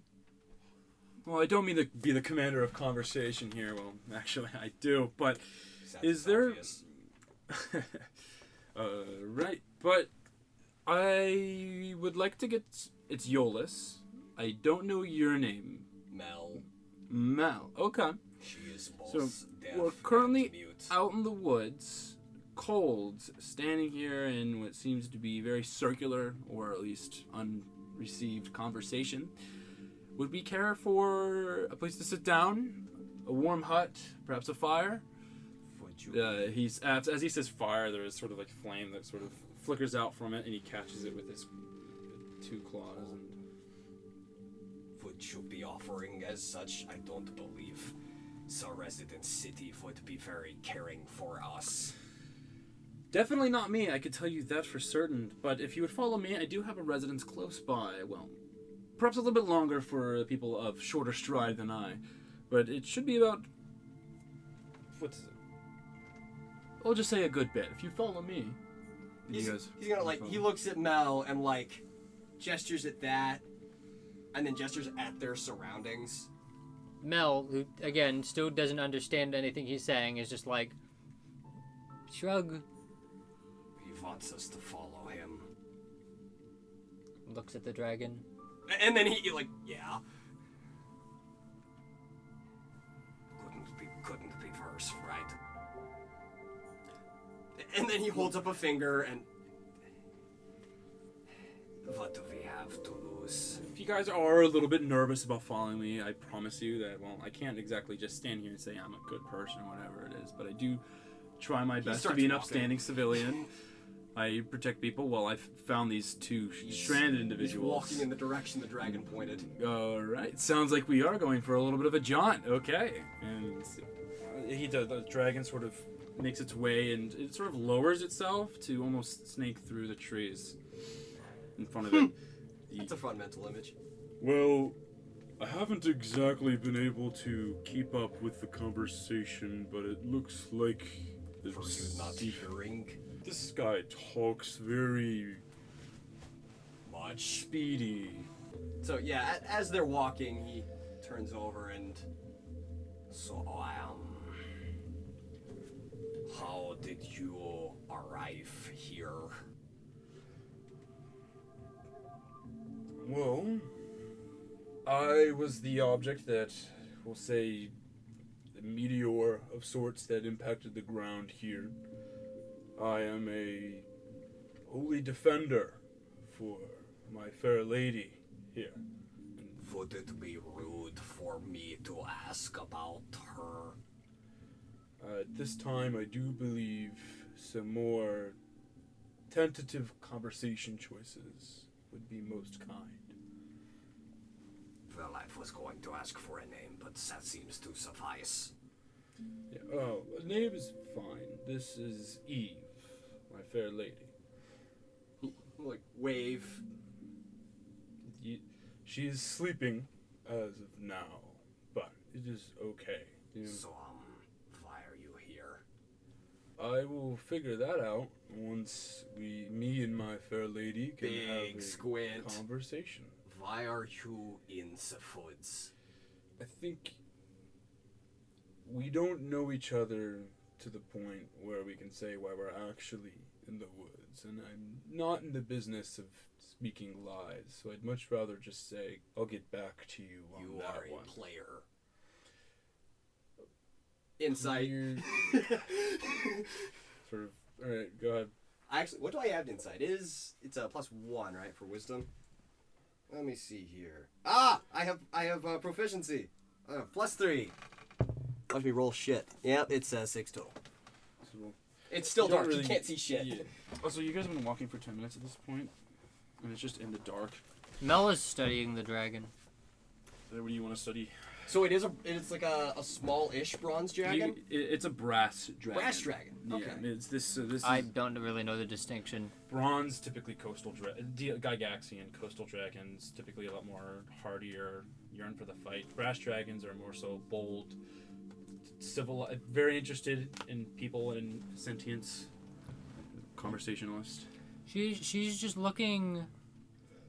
She's looking at its makeup. You would okay. Like what its armor is like what She's getting a Monster Hunter read on it. The armor isn't shiny at all, so it's light.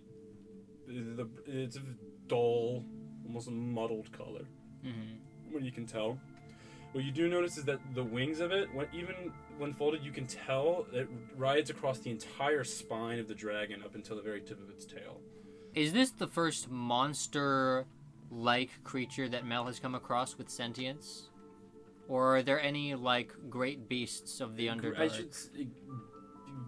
Sort of. This is probably the biggest beast that has come with observable communicative sentience. But, like, you know, there are the crystal creatures down there that probably have some those have sentience as well. They're just not as talkative or at least verbose as this one is. Non-hostile. Yeah. Yeah, so Mel is, like, analyzing him, both being like, hey, if we fight this guy, are there any weak points? But also, like, hey, this guy's made out of, like, metal and stuff. I wonder if I feed him a rock, if he'll be able to telepathically talk to me. Okay, hold on, wait. Is he using dragon speak? No, he should be using with common, his mouth. Right? He is speaking common? Okay. Yeah, he's been speaking, common. You guys are getting a fair bit, and it's just getting deeper and deeper into the woods. I should probably walk back my previous sentence about how... What was my voice for the dragon again, bro? Oh my gosh. Ah, it's me, Dragon. I'm not quite too familiar. We were supposed to be here in my spot about 5 minutes ago, but everything still looks the same. Do you guys... Okay. So, large fella. Yeah. I can't carry you on my back. You are colossal, and I mean that in a positive term. If you don't mind, I think that you are faster than the other two fellas. He looks at Mel. Would you be able to follow me if I flew just above the trees? And the guy sort of responsively nods. I know who could do that. Gestures over at Mel. Yeah. Are you... He points, he points at the eye and then points up. Just do a boop boop. Okay. So, what was your perception? What was your stealth for the eye? Did you have stealth for the eye? The eye is not stealth anymore. Not stealth anymore, okay. Like, everyone can see it. It's sort of just hovering beside her. One of my most burning questions, I would say, it would be for the miss who's been named Mel. Can you talk at all? I haven't heard a word from you. She is both mute and deaf. So, She literally is the not hearing you right now. Oh, that's horrible. Yes, it is a very troubling condition. I'm so sorry. She is not hearing you right now. I'm mostly just talking to myself. That's Horrible. No, well, sort of. Perhaps, maybe. Okay. She's looking up at the dragon like, Mom, I threw up. How do you even talk to her then? I'm so confused. Like, you guys are a partnership now? Difficultly. Okay. Can she... Well, she looks magical. It certainly appears to be. But Very much so. Okay. And so I've already assumed that the levitating sphere has ocular effects, and they're linked to the lady who named herself Mel, right? He points to his eye. Okay. Sounds about good. So it seems like you guys would fare better on the ground, but I can... He points to Mel, and then he points to the eye, and then he points like really far up. Jophiel, can I carry you in my claws? I'll be very gentle. In my claws. It would be very faster if I could just fly, but truly. I suppose that would be fine. How well can you fly? Well, I've been doing it since 6 months out the egg, but well enough to drop and then catch you before you hit the floor again. And the elephant sort of ponders like a few seconds. You seem to hit the ground fine last time. The distinction is whether I'm hit the ground with the person I'm trying to protect. I don't believe it would work as well this time around, holding somebody else. Sure. And sort of the dragon like gets up on its hind legs and sort of picks up the side of Jophiel and gestures its tail for you guys to actually walk on. He points at Mel and like, if you guys would, it'd be a lot faster. My house is in the cliffs, which he sort of stands up on his hind legs and actually looks up the tree line. Is nowhere close at all. So that's my bad. I'm sorry. It'll take me about 20 minutes of flying, 2 hours of walking. I wish we had that rock feather still. A what feather? You still a have rock feather? Wait, do I still have that? I can't imagine why you would have gotten rid of it. Yeah. Oh yeah, no, we didn't sell that. Yeah, no, he takes that out and just sort of he Yeah. magic bag of holdings. No, basically you just You on don't his have a back, bag. right? You don't have a bag of holding. So he was just carrying that on his back. He takes the canvas off it and just shoves that in his belt. Oh my goodness, that is from the creature. Can that creature talk at all? I see it all the time. Very, very loud. That makes a lot of sense. I'll pin that inside my head. I will keep that in mind. Died. Well, that sounds like a story to regale at a later date. Which, if you guys would be so inclined, please climb upon my back. He sighs and like points to the dragon tail and does like finger walking. She looks at you incredulously. And he like hands up, I know. Gestures again and like points to the feather.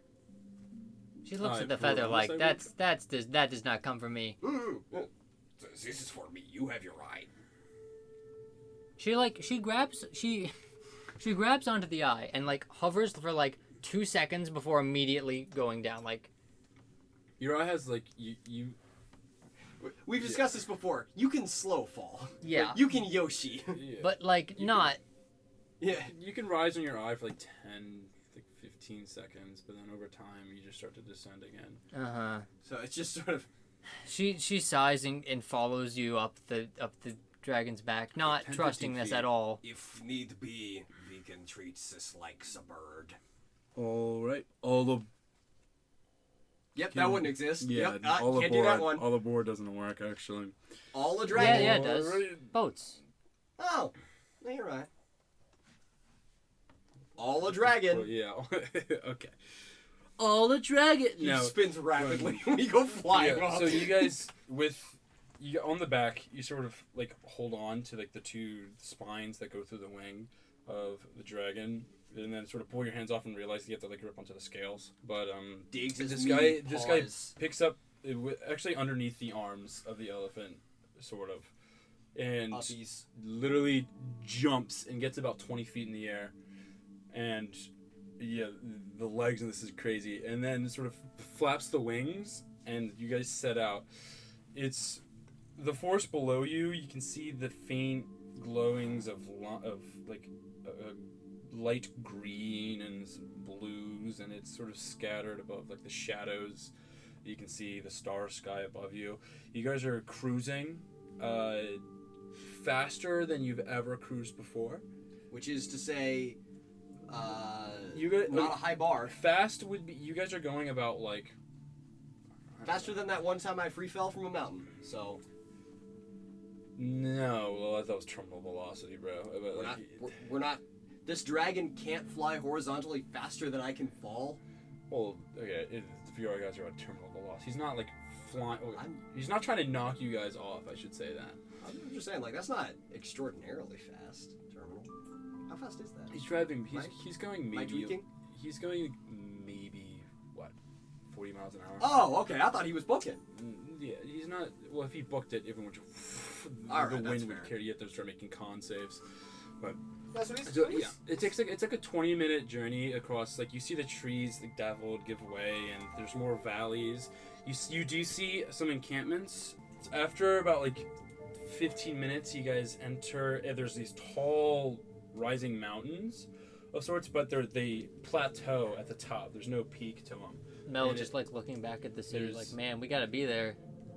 We gotta be there in 24 hours. Yeah, it's Like 18 hours now. Him.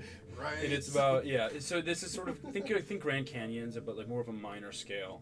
But the dragon sort of descends into there is an open hole in one of these the canyon fists, the canyon not figures, but There's a hole in the rises figure? effectively.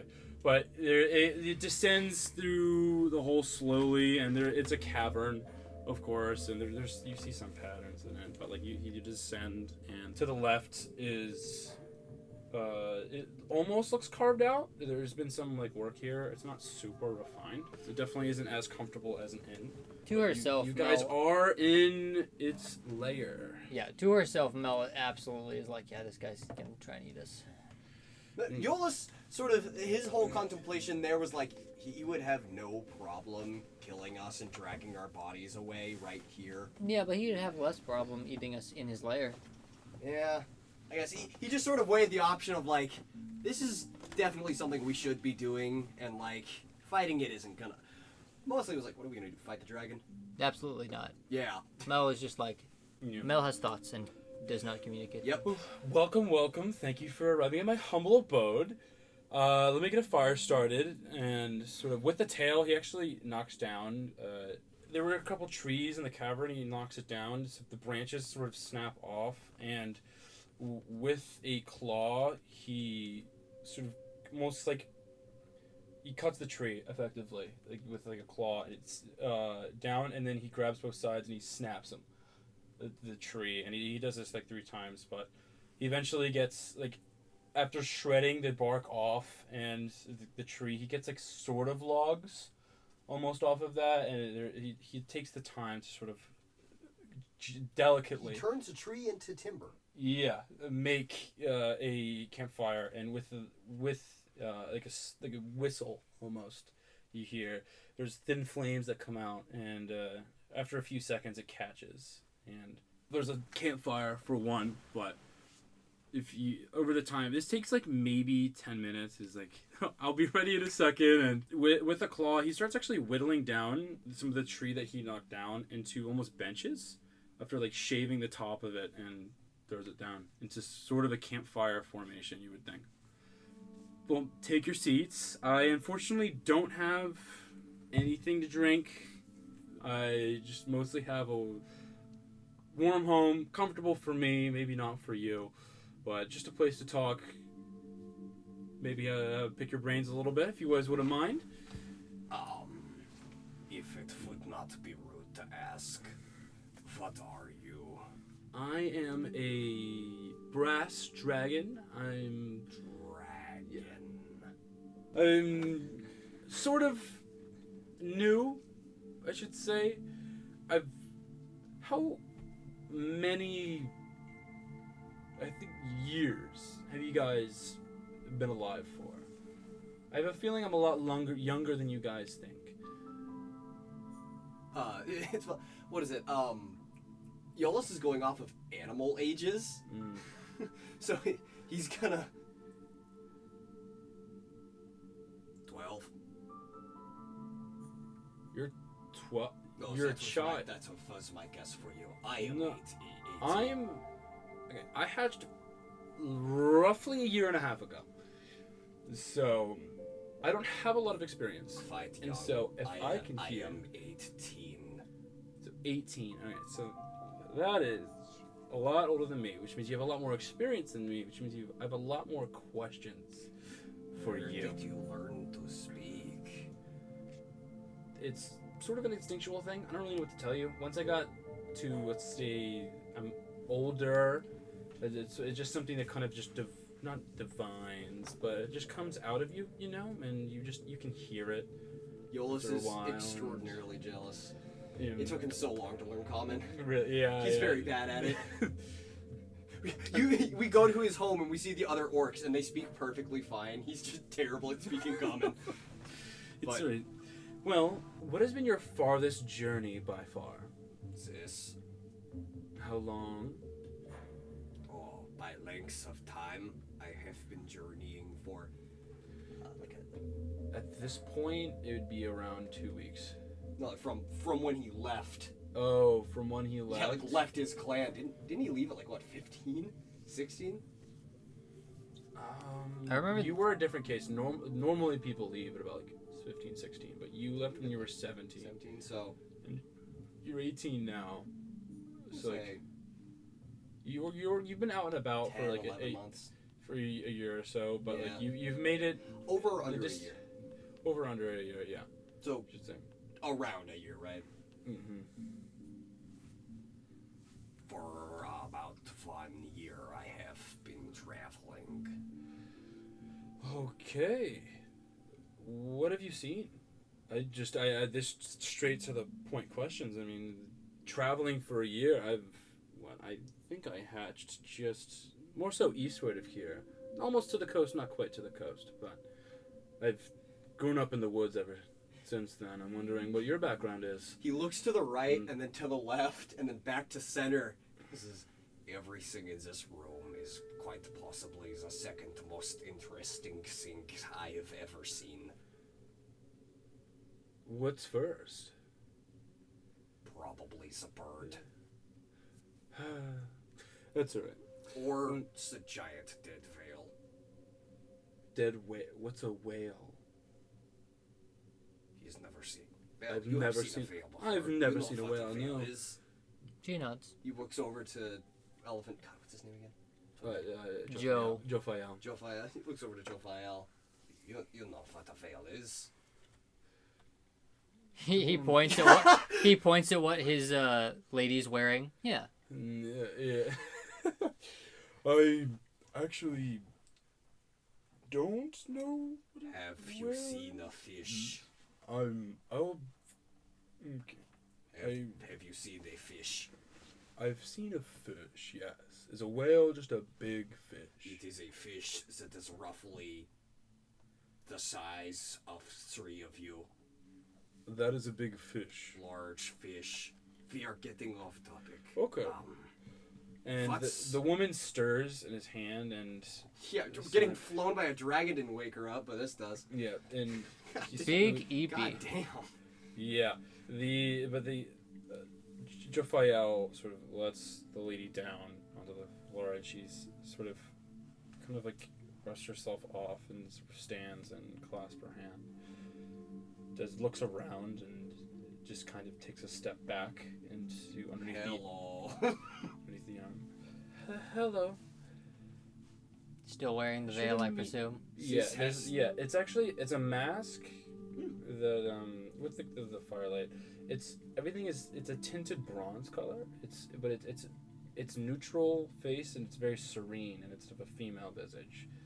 And it's underneath the veil. This must be a little disconcerting to wake up to. Well, I've had a lot of disconcerting things happen to me recently. I can relate. Yeah. I didn't quite drop as hard as Jophiel here. Realizing that Mel can only understand Iollus once again. Mel is like pretty used to being Left out. not even left out, but like disconnected from reality. But this, in specific, this moment feels such like a fever dream. Like, wow, I am in a completely foreign place, miles from anywhere that I've even familiar with this giant beast, this other giant beast, and this lady who I can't understand any of them, and I'm just here. Balthasar is what I think to be more so my appointed beast of burden. Jophiel is my guardian. So there is a connection between the two of you. Yes. Would it be rude of me to question your place here? Well, I'm gonna be here for a while. That answers neither of my questions. Sorry, I'm thinking as I'm afraid I don't... Okay. So I overheard that the dragon's name is Baal, the Shar. Jophiel, I know. Your name is... Iollus. Iollus. Iollus. Iollus. Iollus. Iollus. Iollus. Iollus. Iollus. Iollus. So your name is Iollus Iollus. Yes. Okay. And then you? Mel. Mel? Okay. Deaf, mute, blind.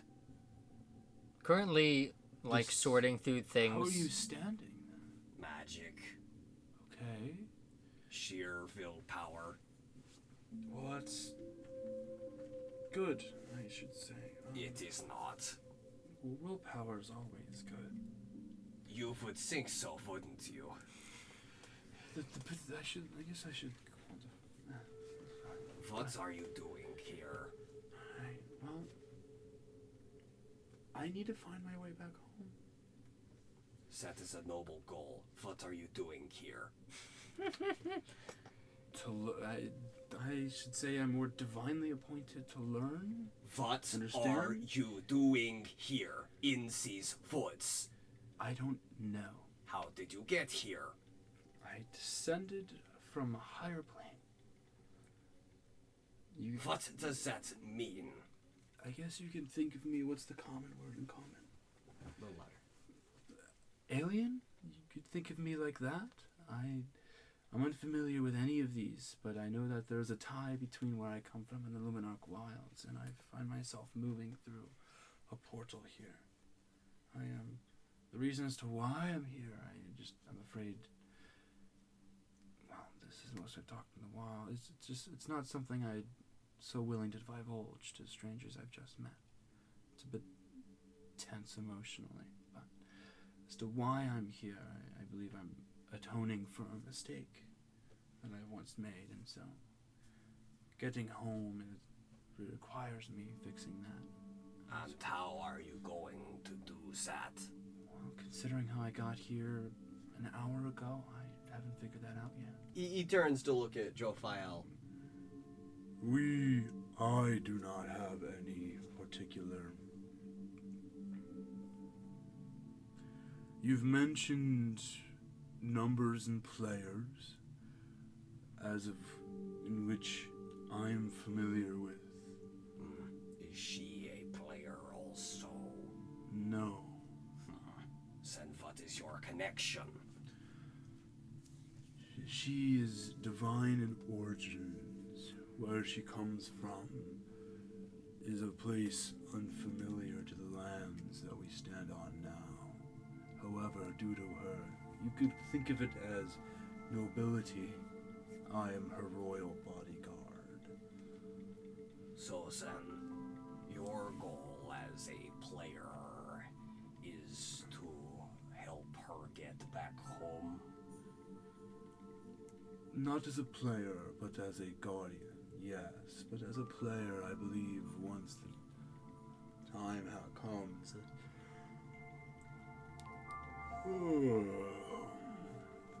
that she does return home. If she does, I have a feeling that she might become a player at some point. Are you willing to kill to achieve that goal? Anyone who seeks to enact violence on me or the madam, the fair lady, invites such killing to themselves. He looks at Mel while he's talking, points at them. Players. She sort of like, nods like I'd gathered as much. What are your numbers? I am 16. 16. She has shown signs of becoming a player, but I do not know. Like, brow creased, points specifically at her, not player. yet. So, color me intrigued. What are we playing? We are as much players as VR pieces. Mel points at the dragon and then looks at Iollus. He is unaware of the game. So we're not a part, natural creature. We're playing the role of practically an infant. Eyebrows raise. 1 year. Thinking. Suddenly lots of thinking. And he will hand her his pad of paper and pen and just for whenever. I mean, she can't fucking write in common, but... But whenever she has something she wants to convey. So, Sen, how is it that both of you are here? Talking to Joseph, Yeah. Jophiel, or... Well, as the lady has spoken for herself regarding why she finds herself here, I cannot disclose that. But that's about as much as I can say regarding why we're here. You know how the game works, don't you? I believe it is a elimination game of other players. There can only be one winner. Where did you hear that? Iollus is going to roll a bluff check. Okay. Wait. There you are. It Roll. would be deception if that's Deception, what you're looking for. yes. And I actually have +1 to that. It's a 16. Random question, Austin. Mm-hmm. The letter that we received that Ellis delivered, that Mel's target was in Green Springs, Mm-hmm. was that written by Loveluck? You don't know. Was it signed by anyone? So you're talking about the letter that you said Eddie sent, or who do you saying? No. Ellis. When we met Ellis. Ellis, he delivered a letter. It was from Loveluck, but I don't know if she wrote it herself. You don't know what Loveluck's handwriting particularly looks That's like. fair It enough. is I just wonder if it nice. was like signed or anything. Mel will like flip through this and find that and then show Iollus and like direct him to, and then like gesture at them like, Who is your sponsor?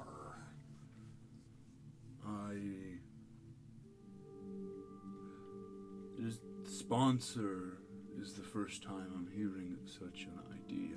Then how are you playing? It seems you don't need a sponsor to play. Then how do you know the rules? I've merely surmised based on our conversation. Our benefactor has told us that there is only one winner. 16. Okay, well then that is of tragic consequences to our future relationship. So then I ask again, what are you willing to do to win this game? I don't believe I wish to play at all. He's gonna take a moment and he's gonna nod at that. the dragon's like, oh, that's good, because I don't know, the vibes are getting a little... So, okay, there's a lot going on here I'm not particularly familiar with, and so this definitely chalk this up to an experience issue. We're not gonna get violent in the next 5 minutes, are we? Because I might just have to put the kibosh on this whole deal here. Iollus is going to add kibosh to his vocabulary and just that in the background. I learned that word from overhearing a merchant on the road when I was, well... Kibosh, go kill that guy. And he said, hey, that's a fun one. Yeah. No, I do not believe Okay, so... we are. Miss... No, I can't say that. So, okay. Madam, You said you come from... up above. I mean, I've flown pretty high before, and I've never seen it. What are you talking about? Good question, right? Well, I come from a place, I guess to describe it, it's almost like a perfect luminarch wilds where the sun and moon have nothing to do with the dangerous nature of this woods, and there's fruit everywhere, and the animals can speak to you, at least I can speak to them, and nothing really kills or eats each other at all. Interesting that you are effectively an alien here, because that is counter... Not the experience. Very much against the natural status quo of the natural world. Okay, and then Jophiel, you come from the same place? And then the elephant nods. And you guys are players in a game where you have to kill each other to win. And this sounds like it's something of a man-made faction of a game you guys have been... Did you guys volunteer for this, or is it unconsensual? I would like to state that my previous statement was in fact a lie. We have been informed as much of the rules as you have. Okay. I merely wanted to see if they were willing to There's resort to when you say violence. lie, the elephant does have a sort of Grunt. It's kind of like... Most of the other players of this game are less cordial. Cordial? I'll actually have to add that one to my list. I Interesting, received okay. it from a merchant. His name was Cordial. He said, "Hey, Cordial, I think go the kill merchant- that guy." I think the name of the merchant that I was listening to, his name is Kibosh as well, actually. That's very... Okay. Sounds like a Disney cartoon. Kibosh and Cordial. Well, I'm in the business of making long-term friendships. I'm going to be here for Ever. a long time. So if you guys ever find yourself in places of need around this area, you guys can let me know, or you need protection while traveling at night. If you would like my company, I would be so inclined. I do have a lot more questions to ask here, but I hope I'm not keeping you guys too late, as we have had some stimulating conversation that I'm fine tuning in for the night. But, well, it's up to you all. I could go until the morning if the conversation were left up to me to steer. We are currently about, 2 miles? He looks over to Mel. 2 miles from the city. No, more so like 8. Very good. We need to be there in the morning. Well, I can get you if I fly low and Well, fuck. In I the can morning, get you halfway there. I would very much appreciate this. Yeah, of course. So, Iollus, what was it like growing up as a kid? I grew up as most children do after emerging from the primordial clay. So, children come from primordial clay? Well, my Like- brothers and sisters do, yes. Like, from the earth, you mean? From the earth. Okay. I am an orc. Orc, okay. I am not. And where on the map do you roughly come from? Because I know that there's a civilization on the left side of the continent. I flew up really high one day. There's a civilization, I could say at least, of something of they've built up buildings and all that. Is that where you said you've Depends on taken? how far left? It's on the cliff, I should say. Yes, that is us. Okay. What is that called? We are in Yarduk, in the Okay. Great So- Sacred Valley. Iollus from Yarduk, journeying for a year, and children come from primordial clay. Correct. Okay. Good to know. What do you know about the situation? I guess I'm going to call it about the crystal miss. He looks over at Mel, and just he mouths history. Squints. Points at her, and then points at the dragon. If you would feel so comfortable sharing with me, I would be thoroughly enthused. He wants to know. Points to herself Nod. like Dragon nods too. she thinks, and then summons an illusory wave of like the ocean, Okay. and then she'll like raise that above her, and then she'll project out, or she'll raise it above her, and then she'll like point over to the cave entrance. Okay. So you're in a cave under the sea. Well, she wouldn't nod to that because she can't fucking understand him. But you know, Iollus Yeah, Iollus will. You were under the water, nods, under the ground. nods. Oh, so you're a subterranean race then? Okay. That's an interesting word. Terra, subterra, Anian. Blink, blink, blink. It's okay. Basically underground people. Hmm. Cool. Interesting. Very, very interesting. Okay. Well, then this is a great start in terms of my moving in, I should say. I guess this is kind of my first. I'm not gonna call it a. What do you call What do I have in my possession? Hold on, let me look through my inventory. Check your inventory. Okay, you know what? He's going to rummage through his bag and take out a small mole carving. It's like a totem carving of a mole. Okay. And he's going to offer it up to the dragon. Fascinating. Okay, and he with just just a giant. There's like 4 foot long. Yeah, Like, giant paw, just small with carving.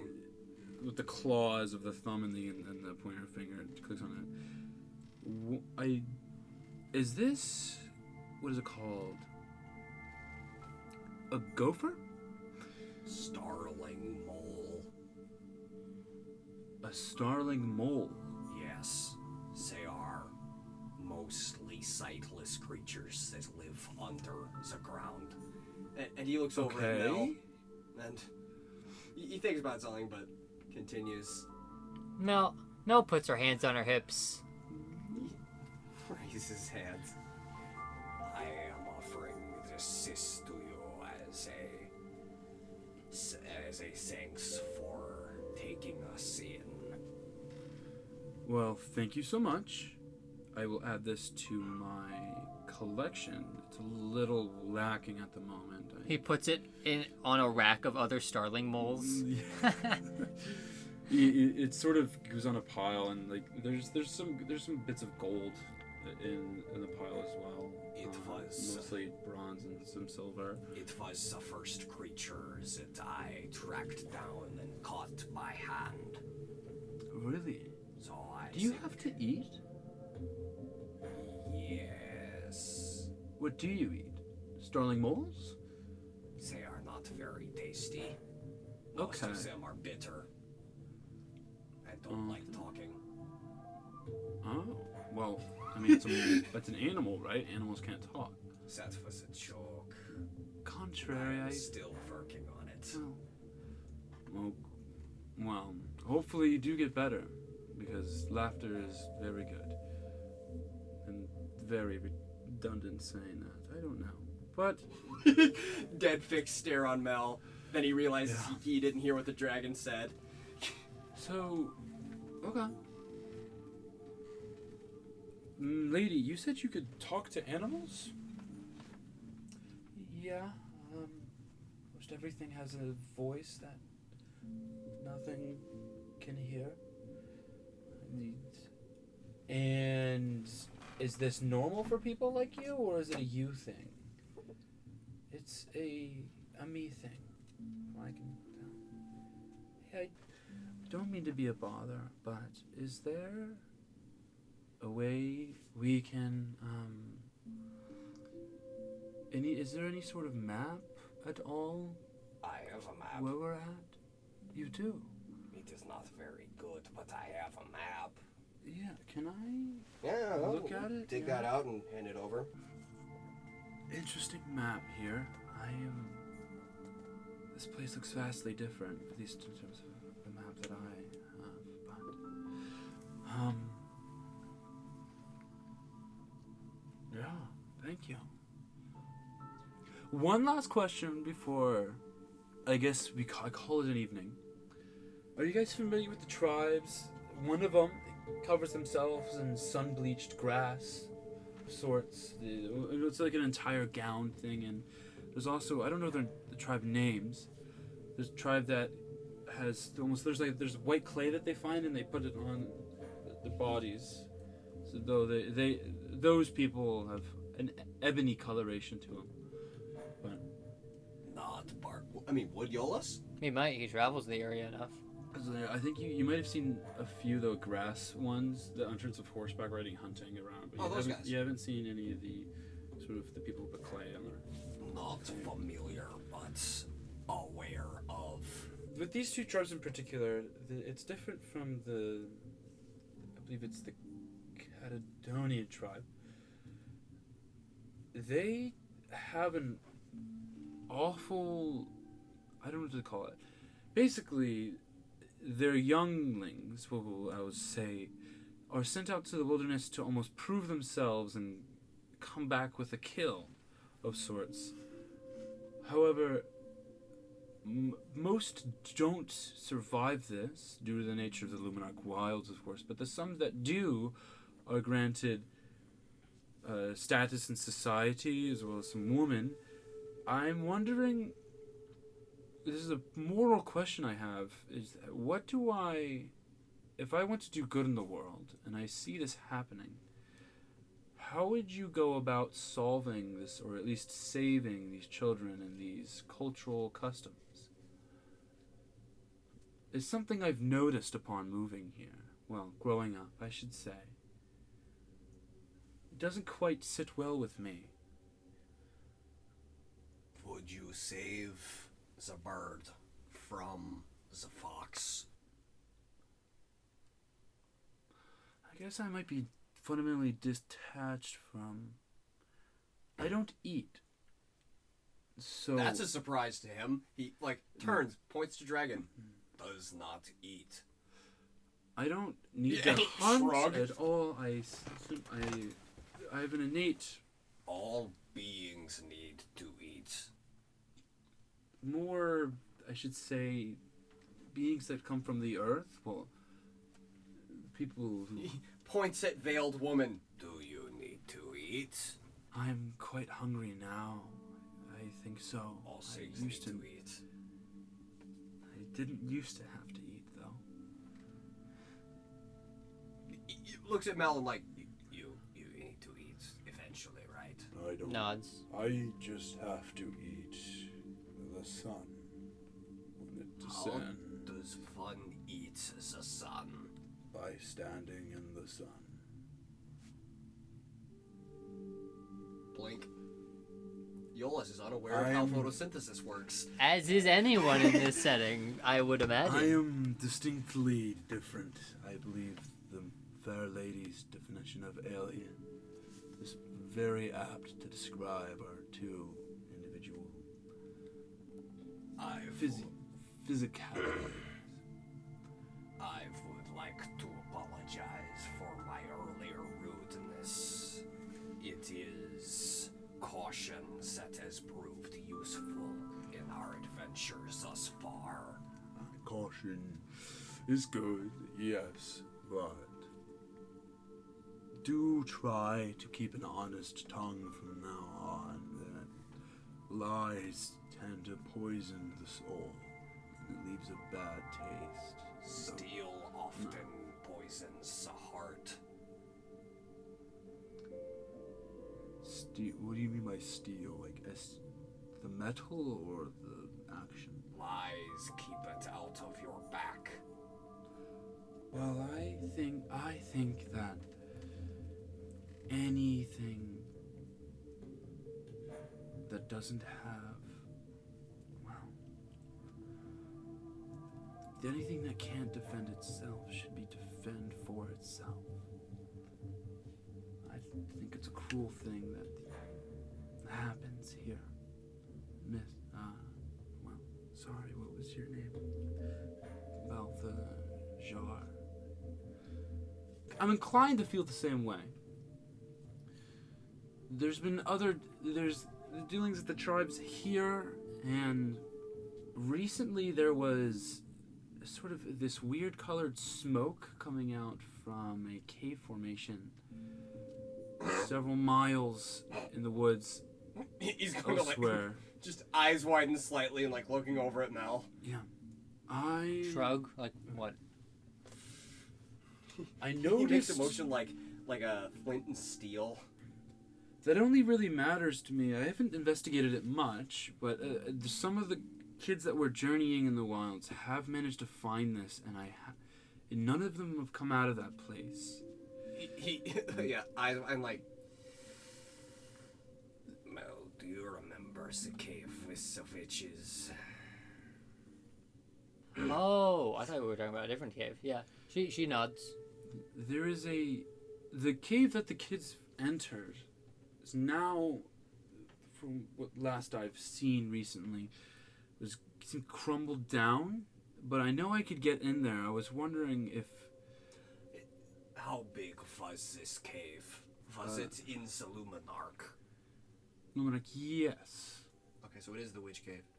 Well, I mean, it could be the other one. The That both wasn't caves. in Luminarch, was it? Yes, it was. It was in was? Luminarch. It was just during daytime. Yeah. Weird that we were traveling through there and then... Anyway. How big was this cave? The cave entrance seems to be maybe 6 feet tall. Small, but...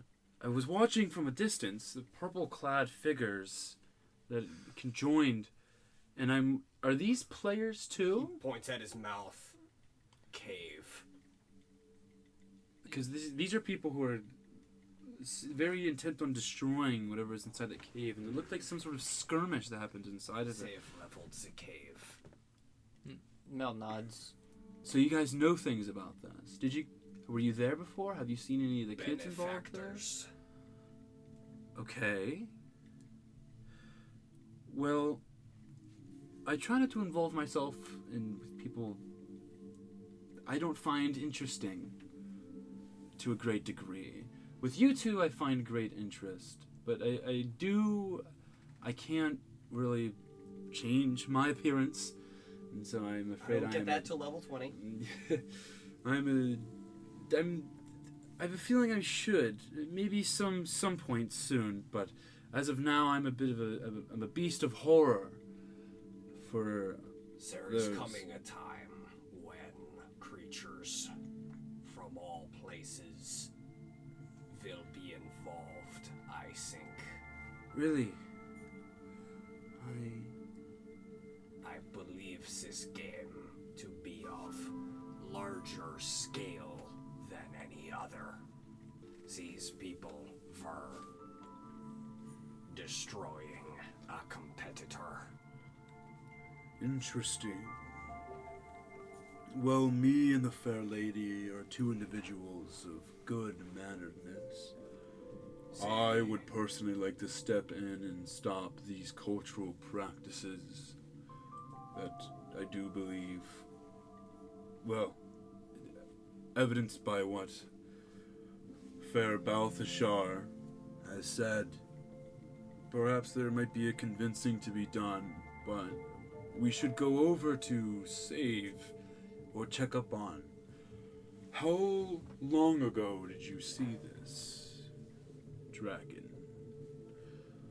well, I remember a few hours before I saw you descend from the sky and rocket into the earth. It was recent. So about 5 or so hours or so time here passes. Okay. Shall we go in the morning then? Save will come for you. And they will find me. Benefactors. Those of higher power. Well, has benefactors come for you explicitly?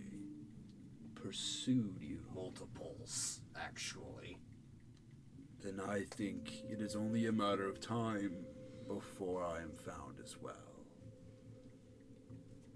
They will make quite convincing arguments. Which benefactor do you approve of the most? Neither. But we are tied to one currently.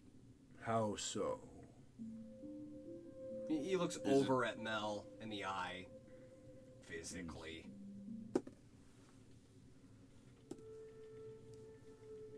Does it have to do with Mel's ability to move her body or It get is being around? held captive. Okay. Well, how are you guys seeking to free yourself of this curse? Looking at Mel and big tired sigh. It's a work in progress. Truly. Well, Iollus? Sorry, it's an odd word for my tongue. And Mel, I'm in need of comrades. It seems you and we should, at least in my sight, band together, join, and seek to puzzle the mysteries of our predicament together. They want to be friends. I have deduced that they do not like violence. She cocks an eye at that don't think those two are compatible. He shrugs and gestures. Well, hold on. Then he points at himself and then at her. She gestures at all of the weapons he's suited up with. Prevention. She Are you speaking out loud? Yes. We have to. We are not against violence, but against unjust violence. If it can be justified, sometimes it is a loving mercy to kill. Squint. Gestures over. Prevention. Mel shrugs and gestures over I think this will be agreeable. Truly, thank you. I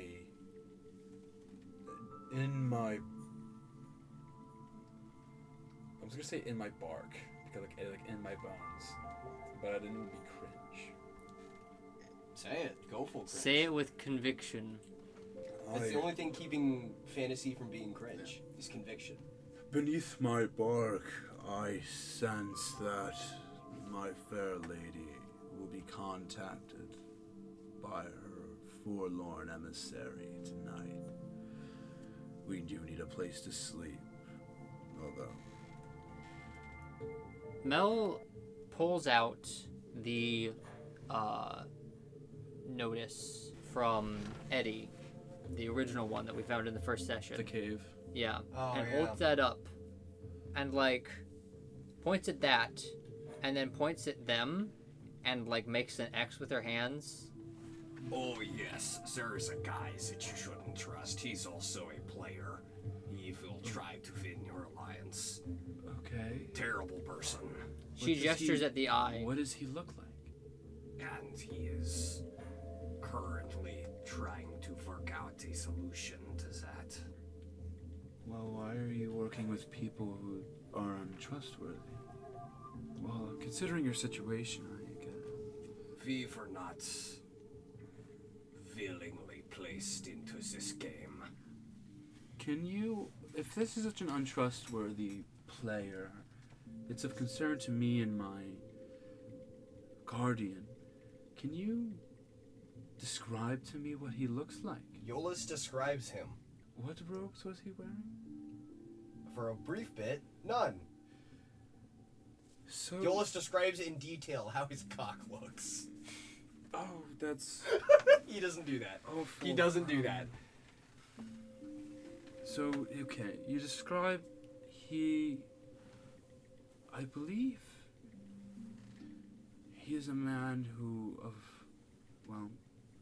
the church that worships my creator. Brow raise. You said And, that like, his- Thumb point over at them. It is part of their church. Like slow turn. you said that he was wearing black robes with golden filigree, and there's a chain from the center of the hood that goes down the back and rests along the shoulders and down the sleeves. Those are the words I said, yes. Those are some words I said. Yeah. I do want also to point out that he was killing and harvesting the blood of innocent people. Mel like looks at you like That's a grave crime against. Mel What, just the face robe? palms. I'm not good at this, Mel.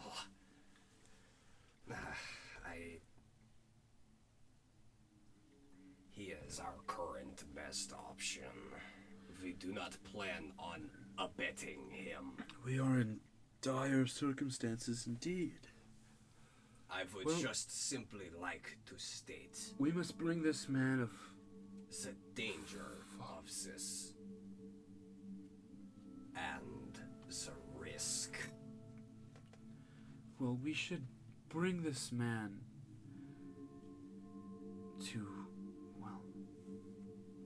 the church. Foremost, he's a man of murder and He says great evil. he draws his power from your god. No god I'm familiar with that would ever condone such behavior. But Are you sure? How did you describe his god again? You did describe it. You described the god. It's been a while. Cthulhu-esque. I I believe the remember. name was Nyx. Or maybe that's one of the leaders of the organization. Anyway, Iollus recounts what he remembers about the god. I believe the god was described as something that's deep underneath the earth that gives Yeah. shadowy power and it's more sinister in nature. Yeah, so Yeah. there is a good chance that he killed someone for those robes. Well, the deity that I made in the image of is Iollus, a goddess of love, mercy, and justice. She is not one to hide underneath the earth and operate through Not the same murderous god. Machiavellianism. No, it's like, yeah, that makes sense. What do you say, Jophiel? Shall we bring him in? Not before the purpose is fulfilled. Treason against the robes he has chosen to wear in hypocrisy is one deserving of at least questioning. I mean, I am all for the questioning and bringing to justice, but he has a purpose yet to fulfill. And what would that be? Gestures to Mel in the eye. So he's going to fix. So what I can surmise, you have a first benefactor Yes. that made Mel be able to use the eye Right. sphere. But the second benefactor, the man who wears the cloth falsely, is offering to fix this. Correct. To be fair, in whatever defense I can levy in his favor, he has been the most honest with us of anyone. Which has been troubling. Well, honest evil is still evil indeed. An honest evil can be seen. I agree. How about we turn in for the night? When do you have to meet him? When do we have to meet him? 24 hours. Roughly. 24 hours from the start of this session. So you guys met him on the road at like 11 a.m. ish. Oh, that's fine. You can wake up in the morning and travel. I mean, we're 8 miles out. It's By been dragon. it's It can been take us 4 miles. How fast can we walk 4 miles? it would take you guys about 4 miles. Let's 2 not try hours. to do the math, but it will take us. Yep. We'll be fine. Yeah, We can but- wake up in the morning and travel. Mm-hmm. So it's been about right now. It's like 8 p.m. So it's been about 9 hours since then. Cool. All right. So we turn in for the night. Wake up. We should have some time left over. The dragon should be able to get us straight to the cave in the morning. We are Um, meeting him in the city. Okay. Well, Thus, judging by the map, to walk from the cave and then to the city is going to take a day's travel. I Or don't believe we should return to the cave. But Balthashar said there's some missing children there. We were there. We saw corpses hanging around. Is that like there were kids there, right? Iollus is retaining that information currently. Do you guys try to communicate that, or No, I'm asking you, the player. I'm asking you as the GM to remind me. How long There were- ago did they go missing? I believe I saw them maybe a day or two ago, but then I saw them walk into the cave maybe 10 hours ago or so. So you didn't. far after we were there. Yeah. Oh, Royal Purple probably exterminated their ass. Yeah. Whoops. Sorry. Hey, they're in the Luminarch. Come on, they weren't long for this world anyway. If the creepy cultist cave or, international magic mafia didn't get them, the hags would have. Or, any of the spider monkeys. Fuck them Giant kids. frogs. Fuck them Seems to be a kids. nature of great evil. Welcome to the Terrible. world. Ailing world indeed. Should we just, God rest their souls, depart for Red? There should be Redwall on the map, right? Yes. Okay. So we have to be there in 14 hours? We go to sleep now. Balthasar, can you show me to the bed? Oh, yeah, I can talk now. Great. Well, glad you guys got that out of the way. It's very rare that I stop talking and start listening, so that was very Iollus curls exciting. up on the stone.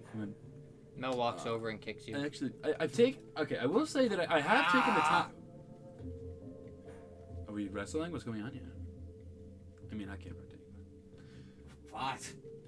She gestures you to stand up. Okay. Stands back up. I am a bit of a carver myself, although I'm not too good of a carver yet. I have made beds, just in case this situation's been happening. I've been dreaming of this. But let me show you to your rooms. And he's sort of walks around. They're inside the cave. Makes beds. Well, actually, it looks like with a claw marks, he's actually carved in homes, or at least into the That's cave cute. walls. And this sort of, there's For him some to keep his pets. there's some claw marks and everything, but it's like this. There's been excavating that been done, and it's almost like everything's sort of stone. And but actually on the bed there's grass bedding, almost like a nest, but it's just kind of just grassy sort of Cool. on the stone. And I figured I don't really have anything that is from a town, because I can't exactly maneuver fine tools and abilities, but I can gather at least grass and dirt. Curls up But on the bed. I do believe it's time for me to stop talking, for you guys to start sleeping, but would we is that weird? No. Well, I don't know. I have sleeping gas if you guys have a hard time falling asleep. I just want to let that out there. I'm very cool. I'm kidding. But have a good night. I love Austin Dragon. Have a good night, and I'll be in the center room. The fire will be out, of course, but I should be. I can pretty much sense anything within 30 feet of me. Dear, goodbye. I'll be in the center console. This is the part where you say something, actually. Iollus is still. Oh, okay. So sad. Yeah, the dragon sort of does like turn around and sort of walk away, and it does will curl up, and it looks like it, with its claws underneath its chin, it'll ponder. Can the elephant even fit? The elephant turns it gets on its side and sort of kind of crawls its way through the doorway. Like the door, it's like 6 feet, but the I mentioned a bed, but Oh, a bed? No. Okay, you're just gonna chill on the floor, I guess. Iollus raises his head up, looks over at Mel. Mel walks over and sits on your bed. There is only, well, I should say before I enter, there seems to be only one cut out. The homestead for us. Do you mind if we He gets up and he walks out. reside with you all? For you. Walks back in. You can have the bed. No consequence. I personally don't need to sleep traditionally as mortal creatures do, but my fair lady does, and so if you wouldn't mind letting her have the bed, if I could negotiate such an outcome, that would be good. Sits down on the floor. Thank you, kind Iollus. Thank you. I'll turn in. I'll see you all in the morning. And she walks up to the bed, sort of lays down, and starts to take off the armor that she has, and but doesn't remove anything else. And she puts it right beside the bed, lays down, turns in, and the elephant puts its feet together like this, and a almost meditative pose where the elephant's limbs actually fuse into each other, and its arms as well, and it tries to. There's the roots that almost come out from his back, whatever, but he plants. Yeah. It seems the cave wall is a little dense for me, but I will sit here and keep watch. Do have a good night. Finally looks over at Mel, takes his helmet off. You would have had to have your helmet off the entire time, or I would not fucking understand. Oh yeah, he has anything. a mouth cover, doesn't he? Yeah. So yeah, no helmet. Mel pulls out the Drow to Common book, flips all the way to the beginning, gestures at the woman, at the elephant, at the dragon, and then holds up the book to you and points at the word summary. Points at woman. You don't have to do it here. Basically, what I'm saying is, before we go to bed, you tell Mel all of the things I didn't hear. He recounts as good as he can everything that he's heard. We sleep for 8 hours. Yeah. Let's go. Mel doesn't. Elephant doesn't. Dragon doesn't. Iollus and woman do. Yeah. No chances. I heal that one hit point. Her thumb just wow. Yeah. Well, you guys rise. There is the cave is a nice rustic orange, and the dragon is now that you can see, upon waking up, looking out through the cutout window that you have into the main cave, it's a very muddled brown scales. It's they're not shiny at all. It's almost like mud for the guy, but good morning. You hear behind you, looking out. How did we all sleep?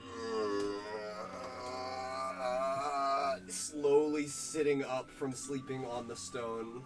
Mel has been awake for a very long time and is busying herself by going through the Common to Drow book. What is that, dear Mel?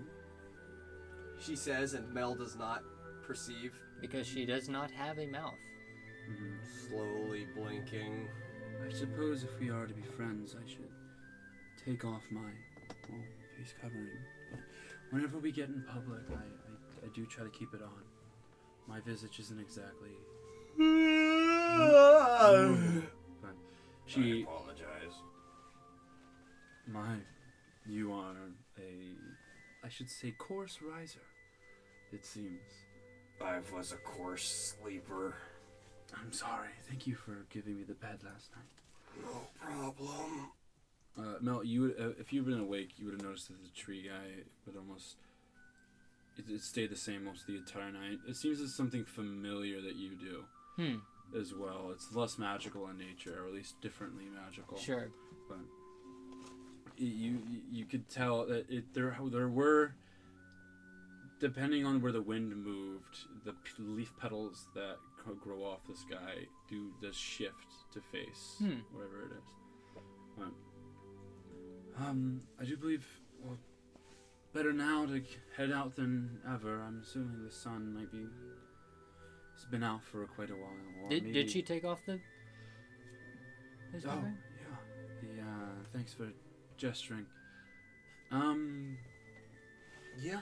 She sort of moves the veil, and the reflective bronze mask shines and sort of pulls it off and over, and you see a sort of a long, dark, almost like black hair, dark brown. You don't really know, and it sort of goes back into its mid-back, and its skin color is like a coffee cream color. There is, on her face at least, some imprints of like vines and leaves, or like tattoos and roots, kind of like tattoos, but they're sort of imprinted around her face.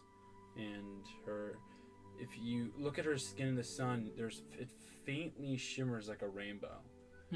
And the shapes of the roots, and they'll line those things, and like when the sun glistens over, it'll slowly shine a little bit. But you notice it is sort of darker in the cave, and so her eyes do faintly glow a warm honey as well. It seems that all of us are somewhat unnatural to this land. Well, I descended from the same place Jophiel has, but mine was, I guess, more graceful than he. From high above, points at Mel, from deep below, and myself from the earth. Traveling through the cities will be somewhat difficult. Man, we're all just rocks and trees, huh? Yeah. We're all stardust, man. I will be keeping on the mask when out in public. I think that it does seem to be an issue for you, Mel. Yeah, looking up at Jophiel. Yeah, Jophiel does. Civilization will be a bit of something we accustom ourselves to. I believe you will have some trouble with that. Yeah. Well, I am not accepted fully. we'll figure it out when we get there. Mel like points at Iollus' helmet and then gestures up to the elephant like... Well, he like sort of gestures like around his head. She nods, but is like... And then he points to her hood. Okay. Dude, I just think the size is mostly the most. Yes, he is the size of a small tree. Yeah. Mel thinks he is a small tree. Small. Well, that's not. Say it. Acorn doesn't fall far from the tree, it seems. Do you shed acorns? I can sense the landscape around me. Is that how they reproduce? but I don't drop acorns. You literally nuts. You guys wake up, get out.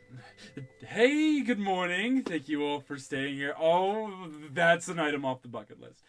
But there's no bucket list. That's an item off the life list, we'll call it. But I don't know. It's a dream of mine to have people stay in my home. I'm actually so excited. Thank you all for sleeping here. I do believe you guys are going to need some transportation out of here. I need to... Yes, are Give you me able a to call us an ox cart? I'm afraid that brass dragons aren't in Dragon's Dogma 2. That was a joke. Oh, okay. Well, I'm still working on it. Smite. You just Iollus has turned to a pale ash. Let me just roll my 13D, like 8D6, because it's a young dragon. No. I will be transporting you guys out of here. Would you guys like to see the view first? If you just climb up my back, you'll be able to see straight on top of the canyon we have here. We're just before sunrise right now, so the sky is a bit of a light blue now. Mel is looking through his stuff. Not like going through it, but like stuff. looking at like the pile. There's not much to it here yet, but there is a sword. There is a almost like a buckler as well, and then it looks like there is a small box, ornate little box that has the same lock that you saw on the wooden chest, but at least it looks a lot more like the box is lapis, looking like the stone it is, and then there's a golden filigree running in. If you collect all 5 boxes, you get to unlock the Kepler cheats. Yeah. Mel. No, you just get an alternate skin. Literally. Mel will chip off a D20 sized bit of her crystals and just place it on top of his stuff pile. Thank you so much. That's exciting. Oh, what is the crystal? She'll point at like the crystal, and then like putting it in someone's mouth, and then shake her head no. If you weren't already aware, don't eat that. I wasn't planning on it. I'm not really in the business of eating shiny rocks. I will keep the shiny rock. They're not bad. Most of them. You eat rocks? Sometimes. Not often. I didn't know. I'm trying to watch my figure. Oh.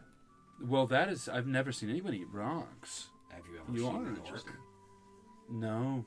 Mel will pick up a rock and throw it to Iollus. Occasionally. I mean, this is sand granite. I'm not going to eat this, but...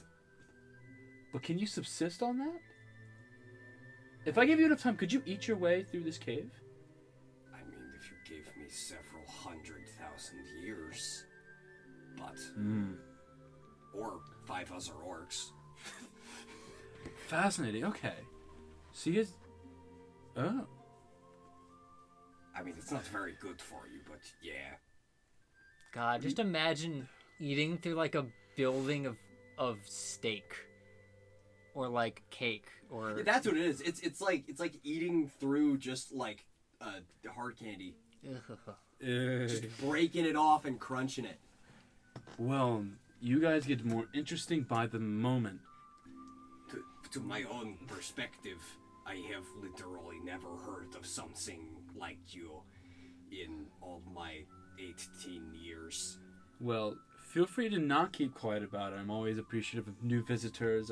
No one really feel knows. I shouldn't. Well, what do you mean?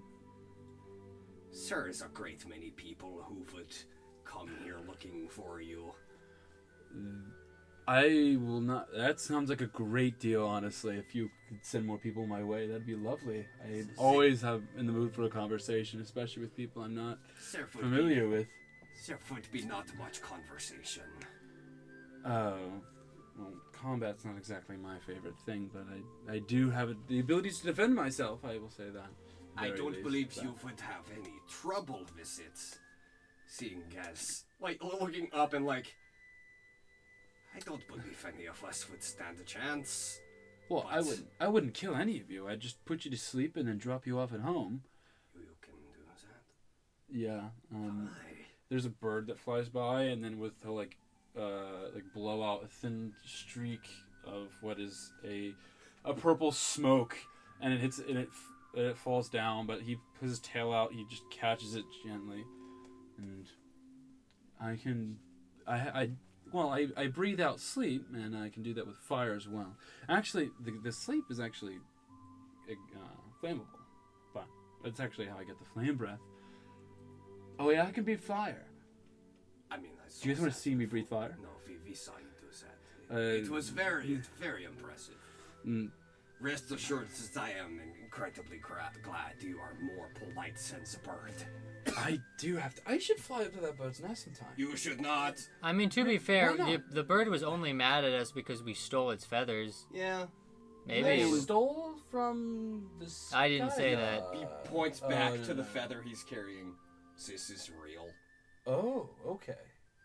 We stole several, actually. In part due to our arrangement with our benefactors. Well, I would be upset if he stole from me too. So I'm surprised you guys made it out alive. That thing is Myself colossal. as well. We were not informed. Yeah, that's right though. Hopefully, the sky god, as the Caledonians call it, lives as much as I do. Because soon I'll be as big as him. But that's Maybe you should One go day. talk to him. I'll do that right now. Oh, Well, once I guys drop you guys off, don't I'll mention see. us. Why not? Points back to the feather. We did not leave on amiable terms. I mean, Mel does like a so-so hand. Okay. Well, If you do mention us, were you guys Please behind the convey- giant voice that boomed out in the above the wilderness? please convey that we are very sorry. And we won't do it again. Well, I'll mention as much as upon my next visit, but I do believe At the very least, don't tell him where we are. the sun is rising at this point. Yeah, It's- it's good. yeah. We It go. is We do that. Dawn and the beautiful colors and How to Train Your Dragon over the forest.